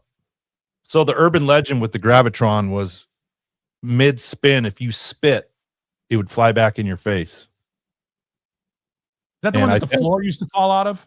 Yeah. That's the part. Yeah. That's the roller coaster. Yeah. You can see the ocean on the other side of it, and there's an ocean behind, where the picture is being taken too. There's another ocean. So it's just a nice sea breeze. And that's actually an old picture. There are no guide wires because they actually eventually put like support wires to keep the thing from swaying in the wind. That's crazy. Holy shit. Remember, I know Brian remembers Action Park in New Jersey, right? Ramapo? Where the hell was that? I watched the documentary on it. I don't know where. New Jersey. I don't remember. What was it? What town was it called? Somebody will remember. Yeah, But, you told me to watch it after we talked about it on the show one night. You ever hear of Action Park, Paul? Sounds familiar. Was that in Paramus? No, it wasn't Paramus. It was in Accident Park was basically what it was. Oh, I think how many people died? A couple, right? Well, the employees put the rides together. They just drew ideas up on a chalkboard and then they built That'll them. work. I think that'll work. Let's So test it's it basically it's an amusement park that's less safe than the county fair. Well, wasn't the story that the guy who owned it, he couldn't get an insurance company to insure the park, so he started his own insurance company. He just puts money in, yeah. Yeah, It's called a savings account. that's fucking genius. I wonder if that would be. Can you do something like that now, Brian? Probably not, right? No. They had that slide that went down and looped. Yeah, they had that. Was it slide? Cannonball Run or something? Yeah. Yeah. Dude, then they had one that went like fucking straight down. Like, and they had to put a tarp over the front of it so that you didn't fall, like just in case you like didn't stick to the slide, you would bump it to go back. Oh, that's like that one in the Look at that Schlitterbahn look in at that Kansas fucking City. thing. Yeah, that's ridiculous. World's most somebody died dangerous in that. park. Oh, the fucking ads. When did it close? Like late 90s, right? Well, they tried to reopen it again. Yeah, maybe mid 90s it closed, or late 90s, yeah, something like that. But yeah, some of that the shit. slide too. Yeah. Guys, Yeah. Action park. the dogs are Oh, the dogs are thinking, hey, do you think maybe we could go OUT maybe? you take dumps. If not, we're gonna tear apart one of those pillows on the couch. You guys need to go out? Go out. Yeah. Wall's Canadian tonight. He's gonna go out. Yeah, I have a Toronto out. I don't know why. We were Watching talking too about much hockey as a before, kid. so yeah, I was gonna say too much hockey. Yeah, let me let the dogs out. I'll be right back. Seen a few. We went to Action Park one time, and it was a fucking ball. Like, I don't even remember seeing, like, you know how you go to an amusement park or you go anywhere and there's like just employees walking around making sure everything's okay. Dude, we didn't see fucking anybody. It was just a free for all. It's because they were tending to all the people that got hurt. Dude, it was awesome. It really was. Man, you can't do anything. You know, they took so much fun away from us. Yeah. Just the society in general, right? Like everybody's so Liability. safe. Huh? All the liabilities, the insurance companies. Damn it. Well, I'm just saying, hey, you know, sign a waiver when you fucking come through the door. And if you get hurt, well, you fucking you deserve it. I was told you can never sign away like liability. If you're negligent, you're negligent. Yeah. Well, But you put on a bike helmet if you were like an extreme BMX like jumper. Outside of that, you never wore one. yeah, we didn't wear fucking helmets. Yeah. And now, like, God, Ellie's going out to ride her bike. You better put that helmet on. Yeah. So we do. We used to go off. We used to make jumps out of like 2x4s, plywood, fucking lawn chairs. Like, we'd build anything. Yeah. And there was nobody's parents out there. Don't do that. That doesn't look safe. Jason. No, we just fucking did it. Nobody gave My dad would be like, God damn it, who cut up the 2x4s? it. 2 before. Nailing them together like you know what the fuck you're doing. Dude, you're out there and everybody like, who has wood in their garage? Oh yeah. You We know? built a skateboard ramp. You know, Really? like a half pipe. Half yeah. pipe? Holy shit. Or like a quarter pipe. Wow. That's great. Yeah. Yeah, where have all the good times gone, KXM Rock? You're right, dude. We used to go riding on the aqueducts in Newburgh, like on 17K. It was awesome. Yep. Oh yeah. Back when there was no bike lanes on the streets. You just kind of hugged the line. Yep. Yeah. And you did it. You had a heart on the whole time. Yeah. With your thin polyester shorts. Rayon. Gay on. With your dong rubbing up against the seat. Gay on. Actually, dong was the seat. Did you ever have any buddies that had the BMX bike with no brakes? Yeah. No brakes? And Yeah, they with put their, big like thing. their right foot in the back tire. Oh, that's a good idea. Fucking stupid. Oh, speaking of that, there's a That'll remind you of something when what the fuck are you doing segment comes up. There's a bike part of it. Bicycle. So I Nice. think no, it's a motorbike. Never mind. But yeah, it's weird when things started to change. You know, we just were out from whenever we left. And how many times did you hear, "Go outside and play"? Oh, during the summer, my mom would say, "Get out of here and come back at dinner." Yep. And we'd just go rip shit up. Yep. Beesman, you all right, man? You look like you're gonna die. I'm fine. I didn't sleep really well the last couple of nights, but I feel good now. You run out of gummies? Is that what happened? No, I took one. Oh, tonight? Yeah. Tonight. Tonight. I got to get up early, go to Seattle tomorrow. Not looking forward to that. I'm going to go to the lesbian parade. Congrats. Yep. When you come back Friday? Yeah. Do you stay the same place every time you go out there? Silver Cloud Inn, right in between. Right next to the glass cactus. It's in between Seahawks Stadium and T-Mobile Park. Oh, that's the shit. Yeah. At least that's cool. You get to look out and see, Yeah. I've been there a couple times during baseball games. You watch the Mariners on TV, and then I got the window open, and you hear the crowd cheering like 3 seconds before it shows on the TV. It's pretty cool. Awesome. I'll be right back. All right. Hey, me and Kurt here. Yeah, we're just hanging. It's all good. I saw some other music stuff. I'm trying to remember if I actually saved it or did I not save it. Let me see. Well, Jay's looking that up. Thank you, everyone, for watching. Last week's show was a hit. I don't know if it was having Paul on here or Ron, or the content. But thanks for hanging out. It was Beesman. Yeah. All right, Paul's back. All right. He's carrying a stiff sock. Oh yeah, Paul, you still have the sock? No. He threw it out, huh? No idea what you're talking about. But okay. You don't remember this? Never mind. Does anybody else remember the sock joke that we had? All right. Oh, I remember that. I know the joke. I don't remember ever having a stiff sock. That's the whole joke. That there never was one, but we thought it would be funny if there was. I thought there was once when we took your socks off or something, and I forget. I don't know, something.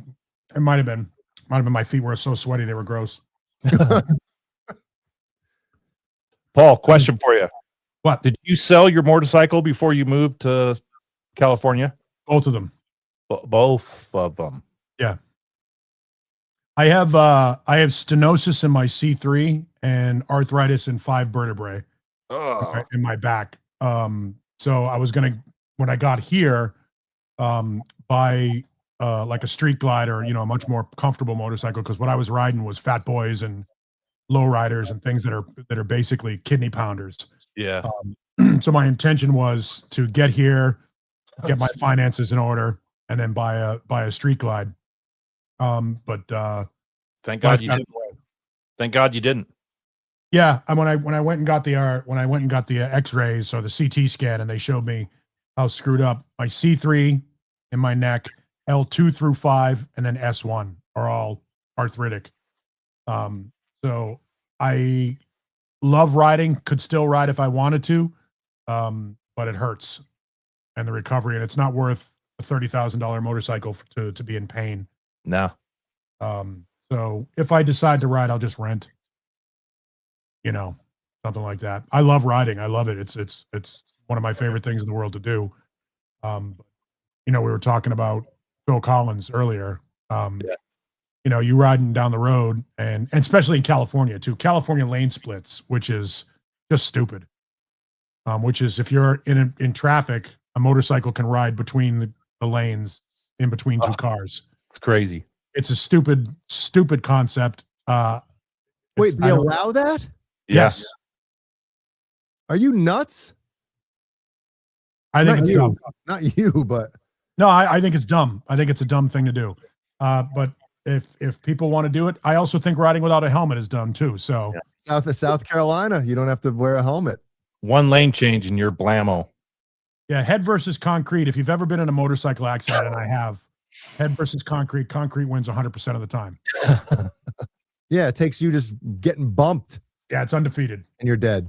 Yeah, it's bad enough that you're riding completely exposed on an 800-pound machine doing 70, 80 miles an hour.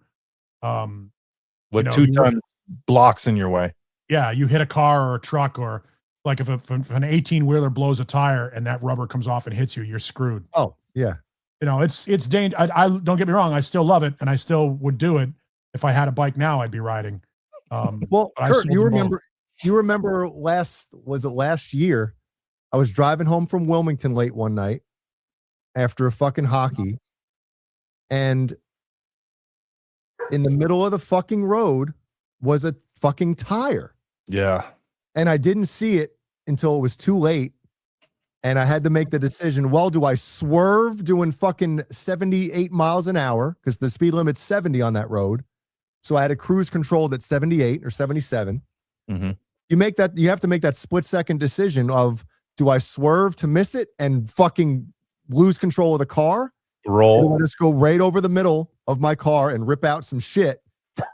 So, dude, if I was riding a motorcycle, I'd be dead. They teach you to, in a situation like that, lean back so that when your front tire hits it, if your front tire hits it, you bury it and get jammed.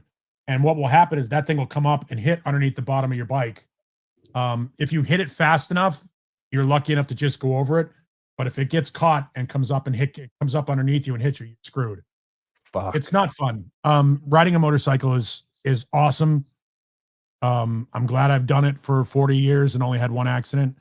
But today in California, I wouldn't ride regularly. I would ride if I was going on a ride with people and stuff like that. But the regular, just watching how people drive, they're all on their phones. They're not paying attention. There's 19 different things going on, and the congestion is it's dangerous here. Well, I'm ahead of the game. Every year down here, they have Bike Week and then Black Bike Week. Like every week, every time it happens, we always hear. And obviously, Jeannie, being a nurse and shit, like she was always hearing about, guys getting killed on their bikes all the fucking time. And that's the other thing, drinking, gummies, anything that you do that can impair you. You don't want to get on a motorcycle. Yeah, it's not the same as it was when years ago. I mean, my dad used to ride when he was young, and it's just not. I mean, there was a couple times where I didn't see a motorcyclist, like like I don't even see that fucking guy, and he just zipped right past. Yeah, no, I love it, but I don't miss it as much as I thought I would. If I had another, and I might eventually get another bike, but if I do, it's going to be a geezer. What's a geezer? Is that the tripod one or the? No, it's just a comfortable bike with a sidecar. Big seat, good suspension. Yeah, wide frame. Yeah, like an electric glide, with the big tour pack on the back and the saddle bags, the big windshield, and it's like driving a Cadillac on a motorcycle. Dude, Kevin says he lost 2 different friends on 2 different motorcycle wrecks just in 1 year. What? 1 year last year, and one of them a professional dirt bike rider. No, it's not. It's 9 times out of 10, it's not the motorcycle guy. Yeah, it's the guy in the car who pulls out from the parking spot without looking. It's the guy who takes the left in front of traffic.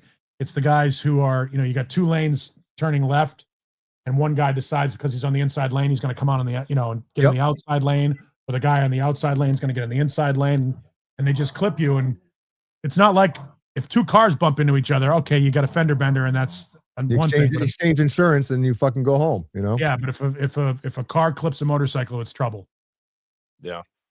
And I was fortunate that I've only had one accident, and it was basically a slide out going on an off ramp. Too much sand on the off ramp, and It's funny. It's not funny you say that because I think everybody knows at least one person who's died riding a motorcycle. One of Jeannie's friend's brothers back in 2008, maybe 2008 or 9, that happened to him. He was going, I think, on a blind date or something. And he was riding his motorcycle and he went around a curve, and there was, I guess, a lot of gravel or sand. And he fucking wiped out, lost control, went into a fucking guardrail, and he died. You know, there's one, that's the thing. One little fuck up when you're on a motorcycle and you're dead. Yeah. It's terrible. Yeah. I guess Kevin sent me a message. So I decided when I got back here that I would take care of my house and my stuff first and then worry about the motorcycle after the fact. Yeah. I don't know how much longer I will be living here. So that gets put on the back burner. Yeah. It's a good thing. Yeah. You know, you can't do everything forever. And getting and I'm ahead of the game, as I said before. So Beesman, you ever ride motorcycle? Never. I'll fall off. And plus, now from doing insurance and just some of the horrific claims I've seen, I'll never go on a bike. Is it like just overwhelming? Like, holy shit. Yeah. The worst. Yeah, the amount of head injuries and neck injuries, paralyzing, and I don't regret it, but I don't advise it. Yeah. Kurt, you don't have a bike, right? You used to. My dad had one, and he left it over here for a couple of years, so I rode it quite a bit. I would get one again, but it'd be a selective ride, you know, Sunday afternoon.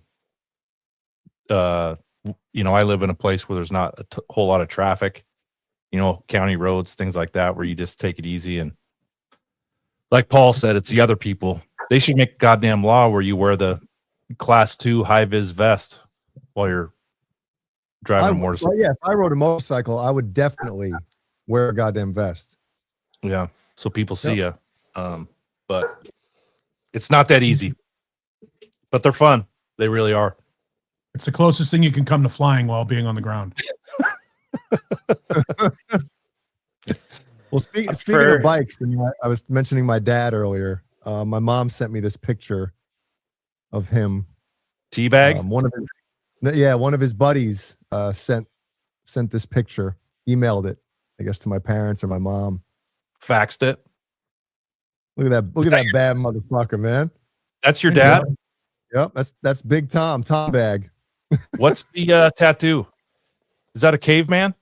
Dude, I think it's a tattoo that like one of his buddies did. Like probably they were drunk one night. Looks like a leprechaun. Zoom in on that. He still has it. He still has it. Hold on, let's see. Yeah, it didn't go away. It's Jesus. Is that a lightning bolt? It's a lightning bolt into something in his skull and then a snake coming out of the top of it. Hell yeah. I don't fucking know. Is that the only tattoo he has? That's a shovel head that he's working on. Yeah, I think it is, Paul. It is. You can tell by the motor, yeah. Yeah, it's a shovel head. But the his and her seat. Yeah, king, king and queen, yeah. Yeah, king queen seat. The female seat is up. It's elevated. Yeah. So she sits up a little bit higher than him. Look at the bars on that other one behind him. Yep. Can I go up anymore? I don't know shit about motorcycles. I don't know either. like CCs, and that's about it. Yeah, they rake that bike in the back there is raked out nice. Yeah, stretched.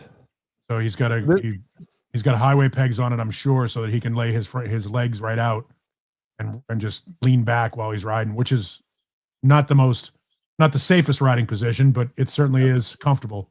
Or forward controls. Yeah. I just lay down. Just on your back? Just lay on my back. Lounging. Yep. I would never be on a motorcycle. I just know I'll fall. You know? So imagine that dude coming home after he heard that you talked back to mom. Was that in New York? That was in Jersey. somewhere either in River Edge or somewhere around there. That's where he grew up. My guess is he encountered the pagans on a regular basis. Yes, he's ridden with the pagans, the aliens, all those fucking guys. Yep. Yep. Big motorcycle clubs back then in New Jersey. Yeah.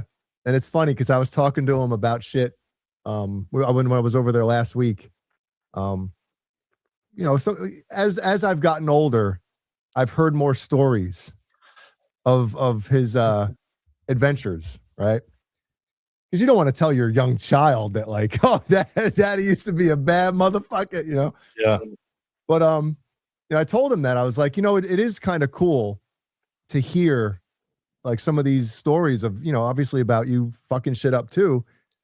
And I'm like, I love it. Like it's, I feel like I know you as a younger person, like before, you were my dad and stuff. He's like, well, there's some stories that you'll never hear.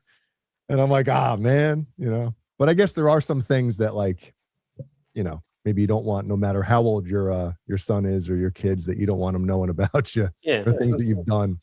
Yeah, Every time we get together with my dad, my brothers and I, we always ask him to tell us stories from the past. Sorry, Brian. That's all right. We've all made some bad choices. But those choices help shape us who we are, Yeah. Oh, absolutely. Agreed. But it is, I don't know if it's just me, but like, I noticed this from the older generation, whether it be my grandparents who are gone, or even my parents, like when they tell stories of when they were younger and the things that they've done, it's very detailed. And you can tell that they're recalling all of this stuff. I can't remember shit. I remember like bits and pieces, but I'm like, I don't remember what the conversation was about. I don't remember what, like all these details. I'm like, how do they remember this shit? Well, it's dummies. Probably it was pretty amazing if you look at basically how you interpret your memories. It's never, your memory is never exactly what really occurred. It's how you perceived it. And then over time, you start forgetting it, even though you know the crux of it. So you add or remove something, or it changes, it alters. And by, like, let's say 15, 20 years, it might be half correct, but it's just the premise of that memory. Yeah. It's weird. Yeah, and that's why when you guys asked what was the first song that Wayne and I played, I have no idea. I can remember Paragon Park in the Himalaya, but I can't remember the first song I played with Wayno. Right. It's weird how that works, right? It is. I mean, I was like 8, 9 years old when I went on the Himalaya. You know what I mean? Sure. Well, don't you always remember like the things that like the crazy thing or the traumatic thing, just your average day, you don't remember that shit because nothing cool happened where you're like, oh my God. Like I remember meeting Jay for the first time, and then I went into the bathroom and he had his pants all the way down as he was peeing. I was like, this fucking guy. I was waiting for Brian. Well, think about it, right? You go to a concert. Right? You remember the fucking, as soon as the band hits the stage, like, you remember that moment. But you don't remember what the fuck song they played fourth. Yeah. You know what I mean? You remember like the beginning and like if anything crazy happened during the show. But like the little stuff, all those little in-betweeners, like it's just, you don't remember it. It's true. Or you'll remember like segments of the show. Yeah. It'd be cool if we can recall everything, but obviously that's not the case. Paul, some people can. And I don't want you to give me a list of this. I want one. Yeah, you do. Yes, you do, Brian. Mount Rushmore. No. I want, Paul, what's your favorite concert ever? Best concert I ever went to? Yeah. Deep Purple House of Blue Light tour, 1988 or 87. And why that show? Don't know. Was it's just they were ridiculous. I remember that John Lord and Richie Blackmore did a jam that was jaw-dropping. Just like immediately when you said best concert, that's the first one that came to mind. So it has to have been the best concert.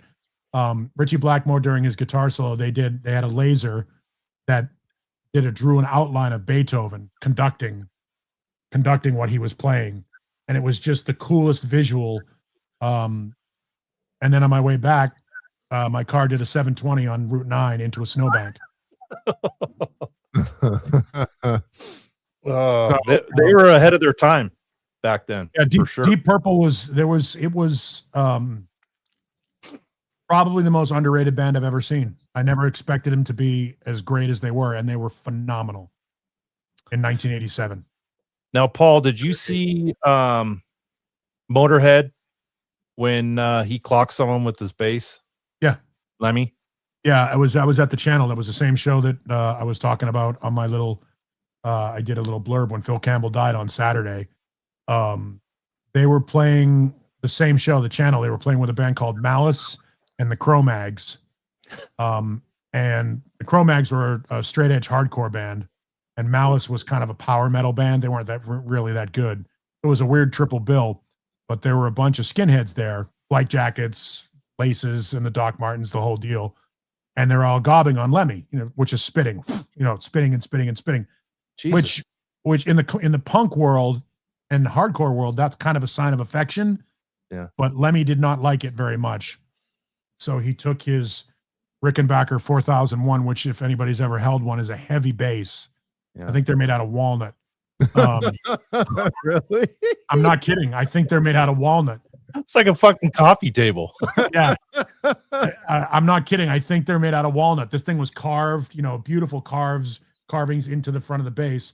Rickenbacker, it's a brown one. I bet if you look it up, you'll see the bass I'm talking about. Lemmy took the bass off and swung it with all his might at this kid's head. Missed it by that much. Is there video of this, or just a hearsay? I don't think there's video of it. If there is, the guy that was the video guy at the channel got it. But he swung that bass and missed this kid's head, and I swear you could feel the breeze from the velocity at which it was like a golf swing, and that thing blew a breeze back to everybody, and it was a complete rock and roll moment. And then Lemmy, yeah. Holy shit. That? Wow. I'm not a big Rickenbacker fan, but that's the nicest Rickenbacker I've ever seen. Yeah. That's pretty cool. Is that Lemmy's? Yeah. It looks like there's metal around the binding. Yeah, he was gonna crank this kid with that bass. Wow. Yeah, there it is. That picture right there where he's in front of Murder One. That bass was something. Yeah. And he was gonna brain that kid with that guitar. Yeah, no, not bad. Yep. Loading. That was a big moment for me. I mean, Lemmy was the first rock star I ever encountered. Him and Wurzel, who's dead now too. Everybody in Motorhead except for Pete Gill, Mickey D, and Brian Robertson are all dead. Not Talus. What did you say, Chalice? What, Talus? Talus was great. No. The power metal band that you said was on that bill. Was it Chalice? You said no, Malice. Malice in the Palace. That's a Three Stooges episode. Yeah, Malice, Malice. Paul, do the honors, please. Who sent that message? That would be Gene Simons. Simon says. 5G. Yeah, I was an 18-year-old kid sent off to, it was like an almost famous moment, knocking on and I had a really bad Boston accent. So I'm hi, I'm here for the interview. How's the tour going so far? Foster's. What? Foster's. Yeah, they were drinking Foster's 40s. Yeah. Yeah, that was their big deal. It was I'm sitting at the table talking to Wurzel, whose real name is Michael Burston. He's gone now. And Lemmy goes to the back of the bus to get cigarettes or whatever the hell it was. And Wurzel turns and looks at me and goes, I'm leaving the band. Can't tell anybody. What did you just say? Leaving the band. Did you write that down? No, I had it on tape. Oh, shit. He stayed for another 6 years. He did leave. He did eventually leave the band, but it was 6 years later. Wow. Because you can't tell anybody. I'm like, he goes, don't tell anybody. So Lemmy comes back and he's, fuck me. So I'm sitting there at the table with Lemmy smoking a cigarette, Wurzel, a plate full of stale donuts in front of us, and these guys are bringing in the 30-gallon gray buckets and filling them with the Foster's oil cans and ice. And I told the story on Saturday. I didn't realize it. Bill Campbell had a Mr. Spock doll, and he would bring this Mr. Spock doll with him everywhere he went when he was in a bar, because there were certain places that you could go that you couldn't order more than one drink. So he would order a drink for him and a drink for Mr. Spock. Genius. And then when they were on stage later on that night, Mr. Spock was hanging from a hangman's noose in the front of his amplifier. But he had that Mr. Spock doll with him. I was walking around the bar with Mr. Spock. What was he doing? Wow. Jesus. And it was so he could order more than one beer at a time. That's great. That law wasn't in effect in Massachusetts, but I guess he just did it out of habit. Very strange. He was a funny guy. They were good dudes. Motorhead was. I never say Motorhead's one of my favorite bands of all time. Yet I have a tattoo on my leg, and I have probably more Motorhead CDs than I have any other band, because they put out so many different compilations, and I've got 50-something Motorhead CDs. Jesus. I wonder where that Spock doll is now. Yeah, who knows? Remember when it got buried with him? Maybe. Yeah. Be smart. It's about creeping up on that time. I'm gonna piss my pants. Do it. Beesman's going to say hi to everyone in the chat while you take a piss. I would love to hit the geez, I gotta take a leak so bad I can taste it, but I don't seem to have it on my Roadcaster anymore. So I'll be right back. Geez, I gotta take a leak so bad I can take. I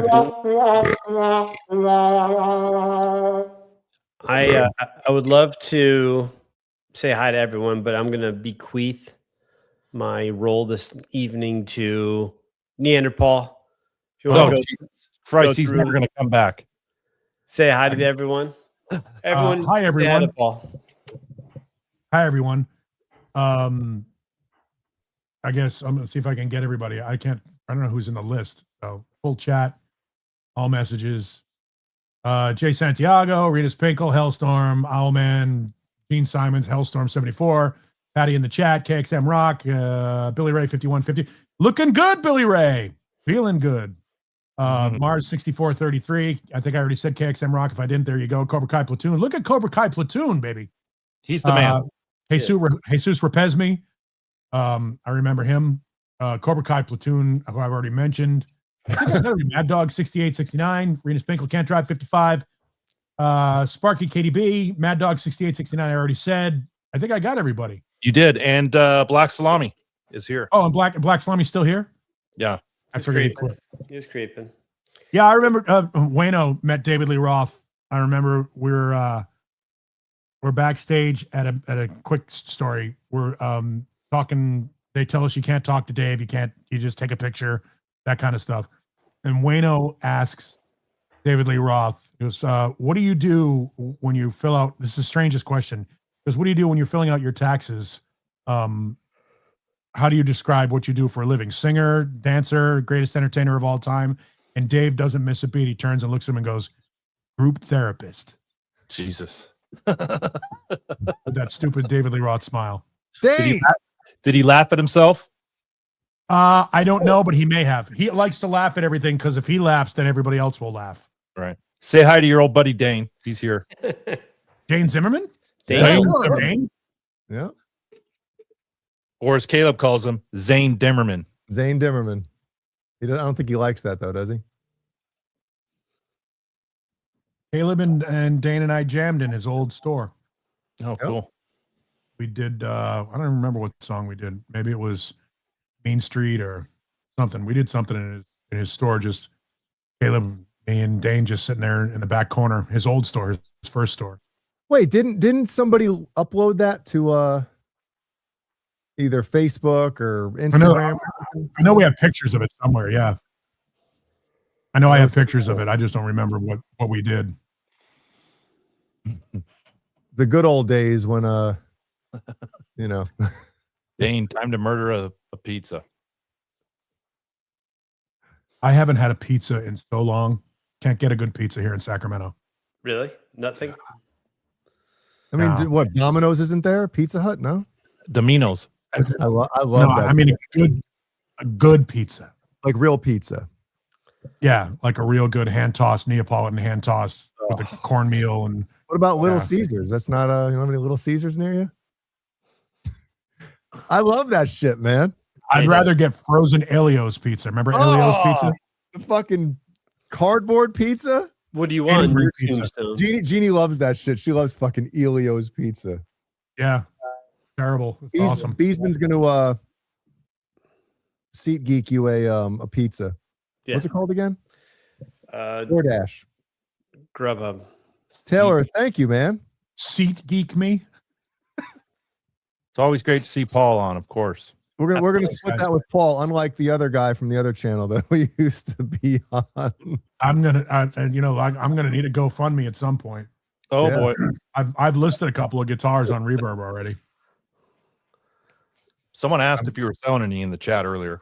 Well, Yeah, Paul, since he mentioned you on that, you're getting that. Oh, thanks. That's for Paul.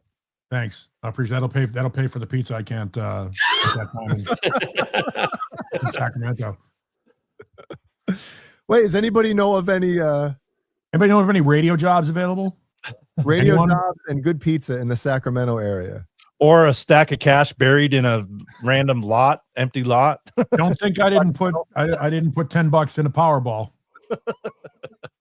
This is when it happens, right? This is when you're when things are going as bad as they can possibly be. You would Boom. think they would happen that way, right? The universe gets a chance to change my life. It's worth $10 to me to do it. Yep. I was watching some clip today on Instagram about this husband and wife that got a divorce. The divorce was finalized at 9:20 something a.m. The now ex-husband at 12:38 p.m. bought a lottery ticket and won the fucking lottery. That's the best story ever. His ex-wife takes him to court Fucking bitch. saying, and there was a female judge. And I was expecting her to say, nope. She looked right at the ex-wife and said, ma'am, the divorce was finalized at 9 whatever in the morning. He bought the ticket, and she was like fucking like just like in disbelief, like, oh my God. Like, yes. That's awesome. It's a good jam wins. What do you win? Like 10 grand? I did $25. It didn't say how much the lottery was for, but regardless, you could just see the look on his face, when the judge ruled what she did, like dismissed the case. He was just like, yep. Fuck Yeah, it's this a great shit. story. And she was the one who wanted to divorce him. It's not like he wanted a divorce. She wanted to leave him. And then she wants his money. Jesus. All right. KXM Rock says that AI says the best pizza in Sacramento is Pizzasaurus Rex in Midtown. Well, it's incorrect. That's gay eye. Get some pepperoni on that. $20. We're racking up. Well, Google takes what, 30% of this, Kurt? 28. 28. All right. Taxes. Yep. I'm actually having them tax my unemployment. Are you? Oh yeah, Smart. so that I don't have to write a big check at the end of the year. Yeah, good call. Get it out of the way now. Fuck them. Yeah. Yeah. It's What was it? not a lot. California unemployment sucks. Ugh. Well, 'cause What you is know it, who's getting that. 60%? You know where that money's going. That's why. Where I don't have my pay stub up here. What were my royalties for? What was that check, Beesman? 137. Nescap, ASCAP. Cap. What was it for again? Like $12. $12. Yeah. $12.76. Yeah, then you had to split it like 18 ways. Yeah, I didn't put that on my taxes. I didn't claim it. Fuck them. You're crazy. Yeah. I got a refund. I got 2 refunds for my student loans because I overpaid my student loans by 2 and 1 cent.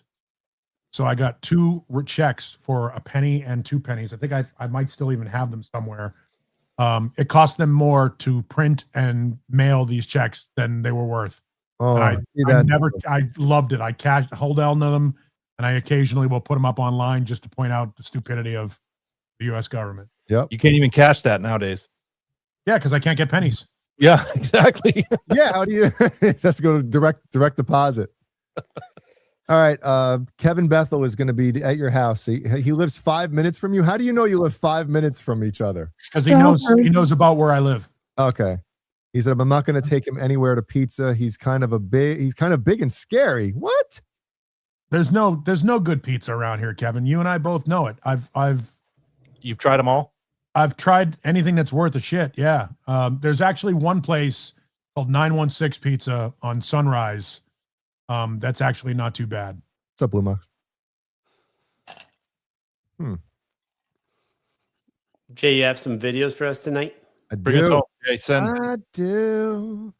Paul, have you been involved in any of our "What the fuck are you doing" segments? I don't think so. All right. Well, I think you'll kind of figure out what we're doing here. Okay. Here we go.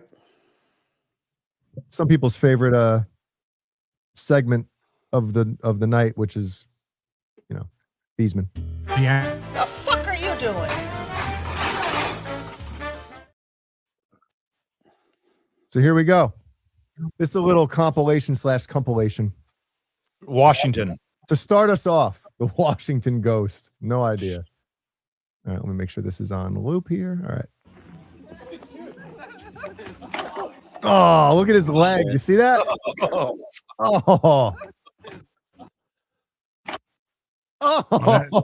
My that means torn. Oh yeah. Meniscus. This was Kurt and his buddies at his retreat collecting wood for the With a bonfire. Oh, what did he trip over? Oh. He slipped on that other piece I of think wood. he stepped on a log, right? Yeah, right there. Oh, He's athletic. Oh, is that the wood cracking or is that his actual knee? And hit the wood too. Oh man. Oh. This is just a great idea. Never. Is that Jimmy? Jimmy. This guy deserves this. Oh. That first airwalk right there. Oh my God. His life is definitely flashing before his eyes. Well, the board fell He about. deserves every bit of this. Yeah. Just looks stupid. Oh. I know when he set it up, he thought to himself, well, this can't go wrong. Yeah, right. At least his buddy thought that. That's video in it. Oh. Good roll, though. Yeah. Looks like he walked away fairly unscathed. Skated away. What did he say, Brian? Chingadera. I have no idea. Sounds like a la verga. Oh. Yeah. Oh, you fucking idiot. Oh. Spinal. I feel like when his head hits the ground, it's the worst part of that. Like that's not so bad. I mean, it's bad, but right there. Oh, Yeah. His back. Yeah, that looks bad. I love looking at the people in the background and like he's not looking and all of a sudden He's one random rock in the field away from dying. Yeah. Yeah.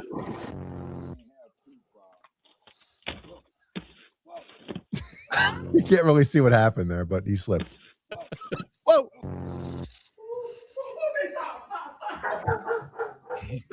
Oh my God, you dumb bitch. Hey Ellie, you want to go sledding into the ravine? Oh my God. Yeah, not that good. Is that a fish? Yeah. Oh, it's a big fish too. Look at that thing. Good sized bass. Oh my God. It's a fucking shark. Yeah, that's pretty ugly. That's pretty fucking ugly. All right, let's see what else we got here. We got good compilation. Yeah. Now, this is just funny to me. I don't know why, but I figured I would show this as well.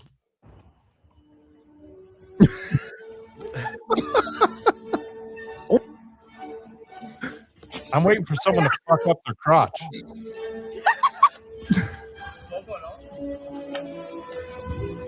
Before cell phones, but meanwhile, it's not. I guess you got to be stoned. Yeah.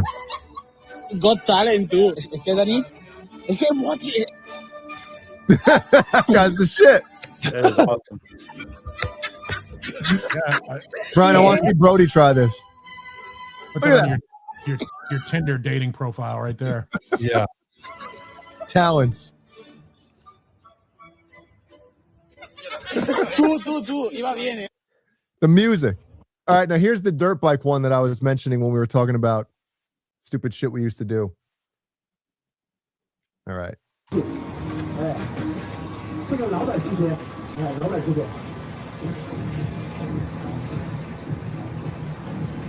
So just so you notice, the back wheel is moving. It's on a roller. On a chalk, yeah. Keep that in mind.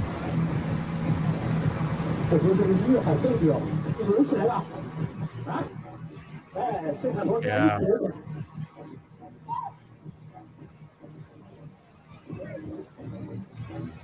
Crap. Wait for it.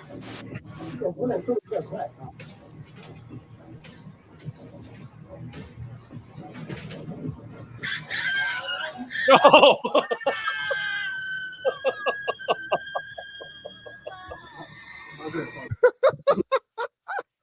Oh my god! Why didn't he let off? that? Why didn't he let off the throttle? Well, he did once he ends up down there. That wheel stops. Oh, does it instantly? Yeah, watch when his crotch hits it. Oh, Boom. Oh, okay. I was hoping it was still going. No, but the roller is still going. It's the roller that's keeping the wheel going. That bike's not running. Oh, okay. I think the roller, because you can hear it spinning against the rubber. Yeah. Oh man, I was hoping that his back road rash. Well, my still, God. it still pushed him into the frame. Yeah, it pushed him into the frame, and then right there, it's got him pinned, jocked into the frame. Yeah. Because he can't until they stop that roller. That's what somebody does. If you watch what's going on, the guy comes and he shuts the roller off. Hear that squealing sound?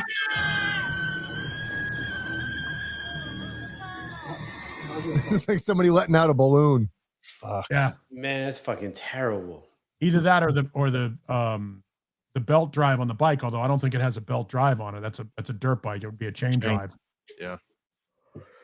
But it sounds like the roller is still going against the back tire. That's what that squealing sound is. And his fucking tank I canvas. was hoping it was going against his asshole like that. What is that it's- fucking Temu convention? What? Yeah, what's the point? What was the point of that? Well, that first little blast probably hurt right there, right? Well, the other thing too is the seats being pushed into his stomach.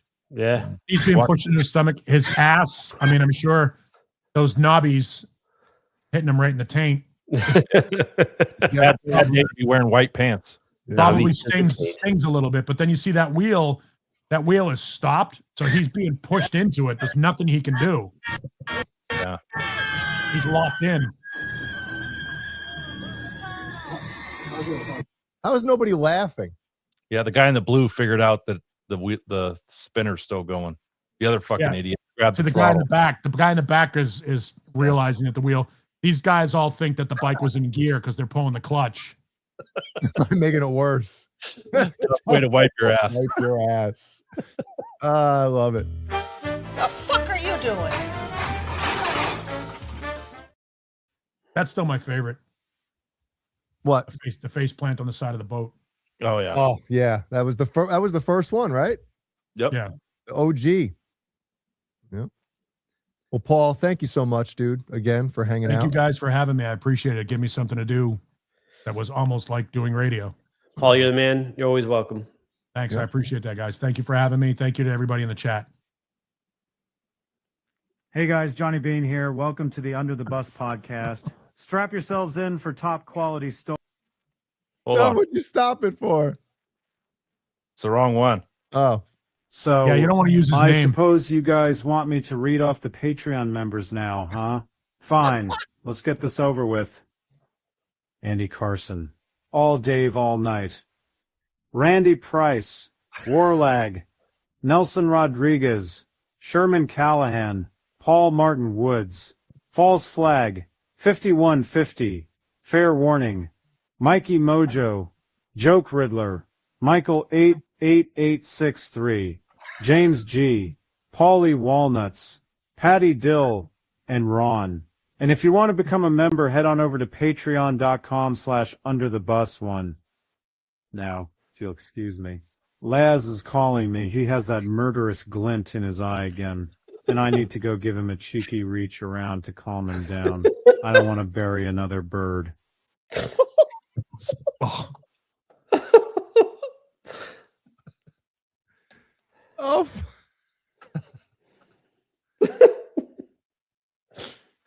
And you're welcome.